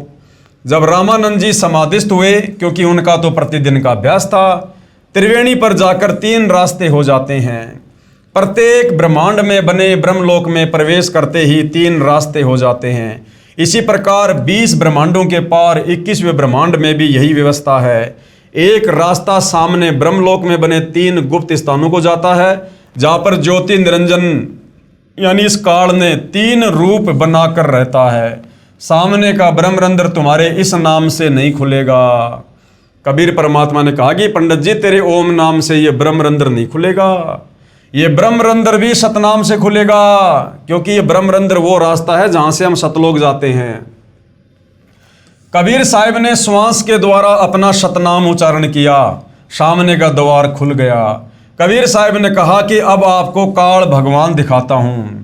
अब तेरे विष्णु से ऊपर जो काल भगवान है ना, जिसको तुम निराकार निराकार कहा करते थे, तुझे वो दिखाता हूं। वो ब्रह्म जिसने श्री कृष्ण के शरीर में प्रवेश करके और गीता जी का ज्ञान बोला था, जिसको आप निराकार कहते हो, जो गीता में कहता है कि मैं सबको खाऊंगा, जिसने अटल प्रतिज्ञा कर रखी है मैं किसी को अपने काल रूप में दर्शन नहीं दूंगा।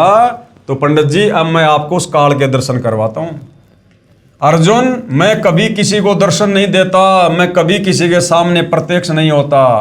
कबीर साहब ने कहा कि अब आपके समक्ष उस काल को दिखाता हूं।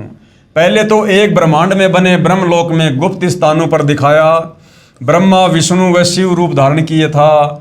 फिर ब्रह्मलोक को पार करने के द्वार से निकलकर 21वें ब्रह्मांड में ले गए। ब्रह्मलोक से आगे जाने वाले रास्ते को भी, जो जटा कुंडली सरोवर के ऊपर है, अपनी नजरों में रखता है कि कोई निकल ना जाए।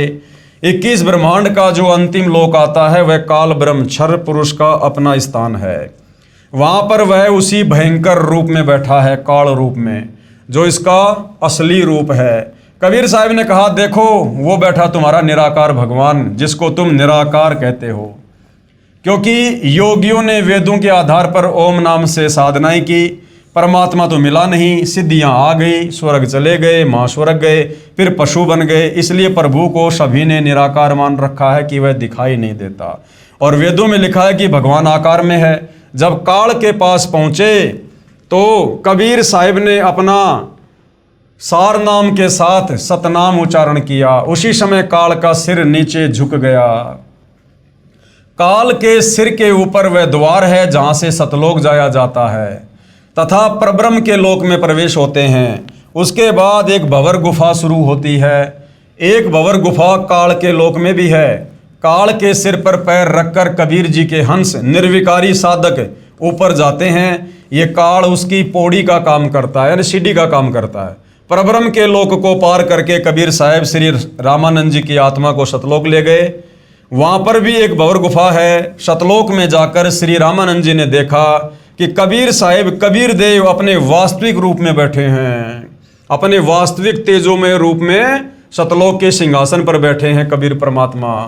वहाँ पर कबीर साहब का इतना तेज है कि एक रोमकूप में जैसे करोड़ों सूर्य और करोड़ों चंद्रमाओं की जो मिली जुली रोशनी परंतु गर्मी ना हो, उससे भी अधिक है। कबीर साहब वहाँ जाकर अपने ही दूसरे स्वरूप के ऊपर चवर करने लगे, यानी बालक रूप में कबीर परमात्मा अपने सतलोक के सिंहासन वाले स्वरूप पर चवर करने लगे। श्री रामानंद जी ने सोचा कि भगवान तो ये है जो सिंहासन पर विराजमान है और ये कबीर यहाँ का कोई सेवक है, परंतु लोक सबसे न्यारा है, परमात्मा का बहुत तेज है, ऐसा सोच ही रहे थे। इतने में परमात्मा का तेजोमय रूप सिंहासन से उठा और 5 वर्षीय बच्चे के रूप में परमेश्वर कबीर जी तख्त पर विराजमान हो गए। परमेश्वर का जो वास्तविक तेजोमय रूप नजर आ रहा था वह बालक रूप कबीर साहिब पर चवर करने लगा। उसके बाद कबीर साहिब का दूसरा तेजोमय रूप बालक वाले रूप कबीर साहिब में समा गया और अकेले 5 वर्षीय बच्चे के रूप में कबीर परमेश्वर तख्त पर विराजमान थे। चवर ऑटोमेटिक चल रहा था। इतने में रामानंद जी की आत्मा को वापस शरीर में भेज दिया।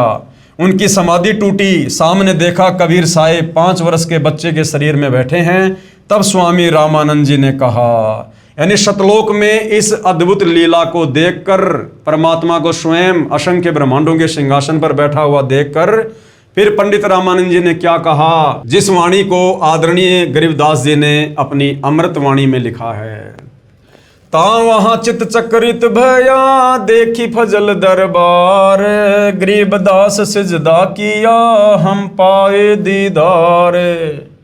सतलोक में असंख्य ब्रह्मांडों के सिंहासन पर 5 वर्षीय बालक को जो परमात्मा लीलामय आयु में 5 वर्ष की उम्र में लीला कर रहे थे, जब पंडित रामानंद जी ने सतलोक में सिंहासन पर बैठा हुआ देखा तेजोमय शरीर में, और जब वापस परमात्मा ने पंडित रामानंद जी की आत्मा को शरीर में भेजा और देखा कि सामने वही बालक खड़ा हुआ है, तो पंडित रामानंद जी क्या कह रहे हैं, तहाँ वहाँ चित चक्रित भैया, यानी सतलोक के वो नज़ारे देखकर, वो लोक देखकर, परमात्मा का तेजोमय रूप देखकर मेरी तो बुद्धि चक्रित हो गई। देख फजल दरबार, परमात्मा के दरबार को देखकर, और गरीबदास सिजदा किया। पंडित जी ने 5 वर्ष की लीलामय उम्र में कबीर परमेश्वर को सिजदा किया, दंडवत किया और कहा कि हम पाए दीदार, हमने तो सतलोक में आपके वास्तविक जो है रूप के दीदार कर लिए। तुम स्वामी मैं बाल बुद्धि भरम कर्म किए नाश, गरीबदास निज ब्रह्म तुम हमरे दृढ़ विश्वास, कि अब मुझे पक्का विश्वास हो गया आप ही परमात्मा हो। सुन बेसुन से तुम परे उर से हमरे तीर, गरीबदास सरभंग में अविगत पुरुष कबीर। कोटि कोटि सिजदा करे कोटि कोटि प्रणाम, गरीबदास अनहद अधर हम पर से तुम धाम।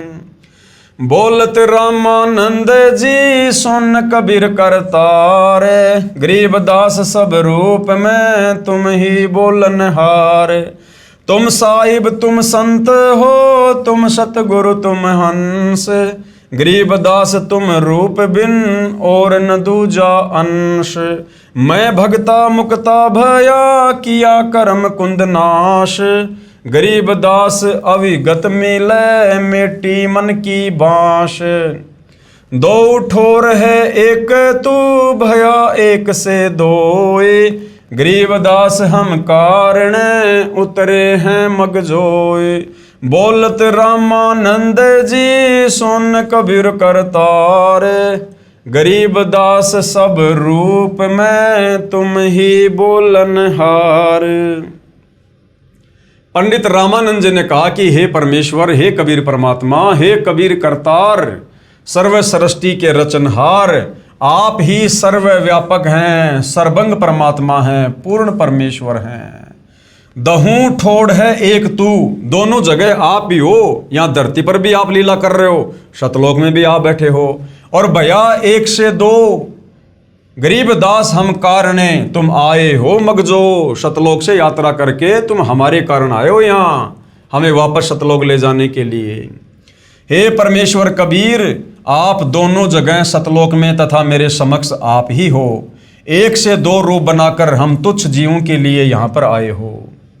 मैं भगता मुक्ता भया और कर्म कुंद भय नाश, गरीब दास अविगत मिले, मिट गई मन की बांश। मेरा सारा संशय समाप्त हो गया। रामानंद जी 104 वर्षीय महापुरुष और 5 वर्षीय बच्चे कबीर परमेश्वर को कह रहे हैं कि मैं आपका दास मुक्त हो गया और मेरे मन की भ्रमणा भटकना समाप्त हो गई। मुझे परमात्मा के वास्तविक स्वरूप का दर्शन हो गया। हे पूर्ण परमात्मा कबीर साहेब, कबीर देव, चारों पवित्र वेद व पवित्र गीता जी आप ही का गुणगान कर रहे हैं। स्वयं कबीर देव, कबीर परमेश्वर ने भी कहा है कि वेद हमारा भेद है, मैं ना वेदन के माही, जिस वेद से मैं मिलूं वेद जानते नाही।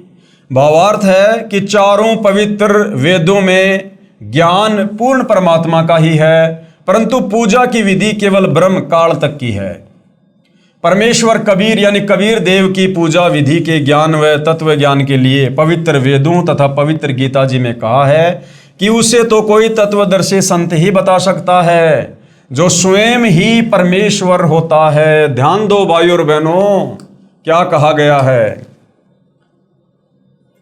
क्या कहा जा रहा है कि परमेश्वर कबीर की पूजा विधि के ज्ञान व तत्व ज्ञान के लिए पवित्र वेदों तथा पवित्र गीता जी में कहा है कि उसे तो कोई तत्वदर्शी संत ही बता सकता है। यानी सतलोक की जानकारी, कबीर परमात्मा की जानकारी, पूर्ण मोक्ष की जानकारी कौन बता सकता है? उसे तो कोई तत्वदर्शी संत ही बता सकता है। तो वर्तमान में धरती पर तत्वदर्शी संत कौन है? सतगुरु रामपाल जी। और वह तत्वदर्शी संत कौन होता है?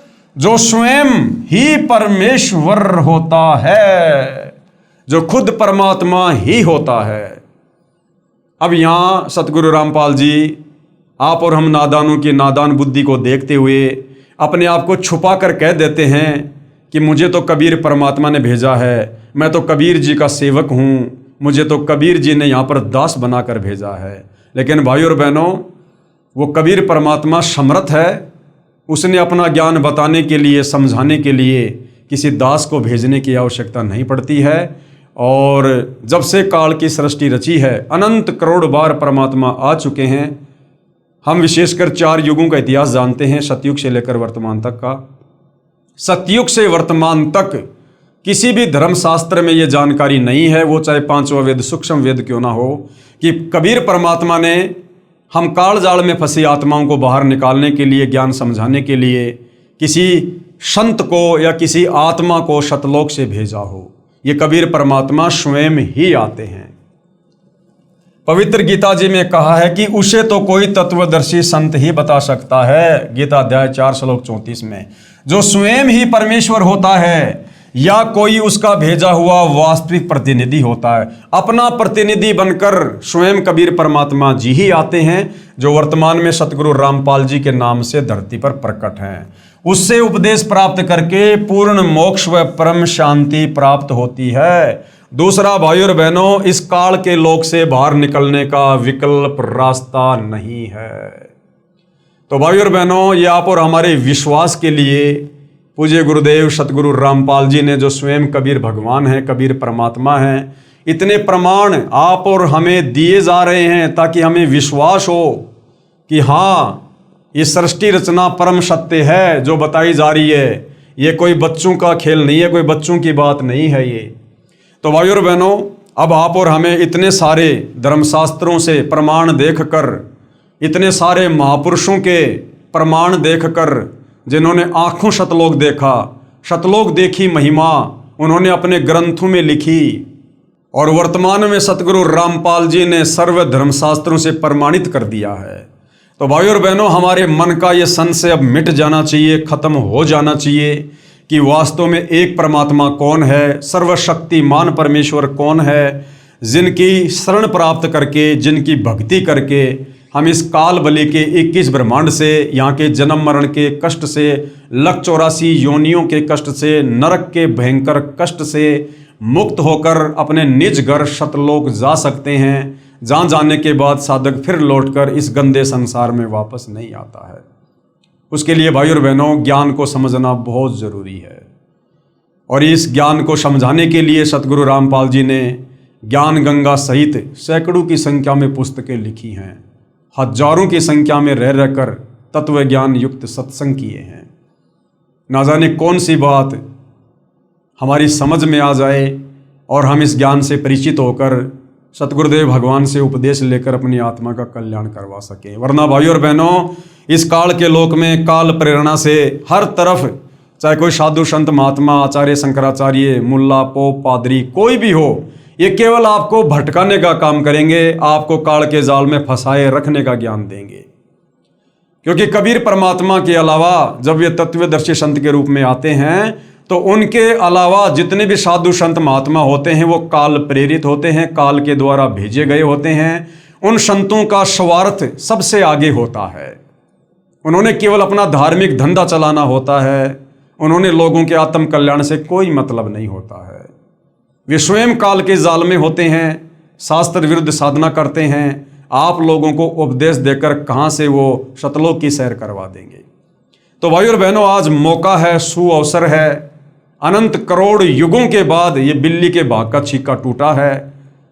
थोड़ी सी रुचि दिखाओ, थोड़े निष्पक्ष होकर धैर्य के साथ सतगुरु रामपाल जी के द्वारा लिखी पुस्तकें पढ़ो, उनके द्वारा किए गए सत्संग सुनो।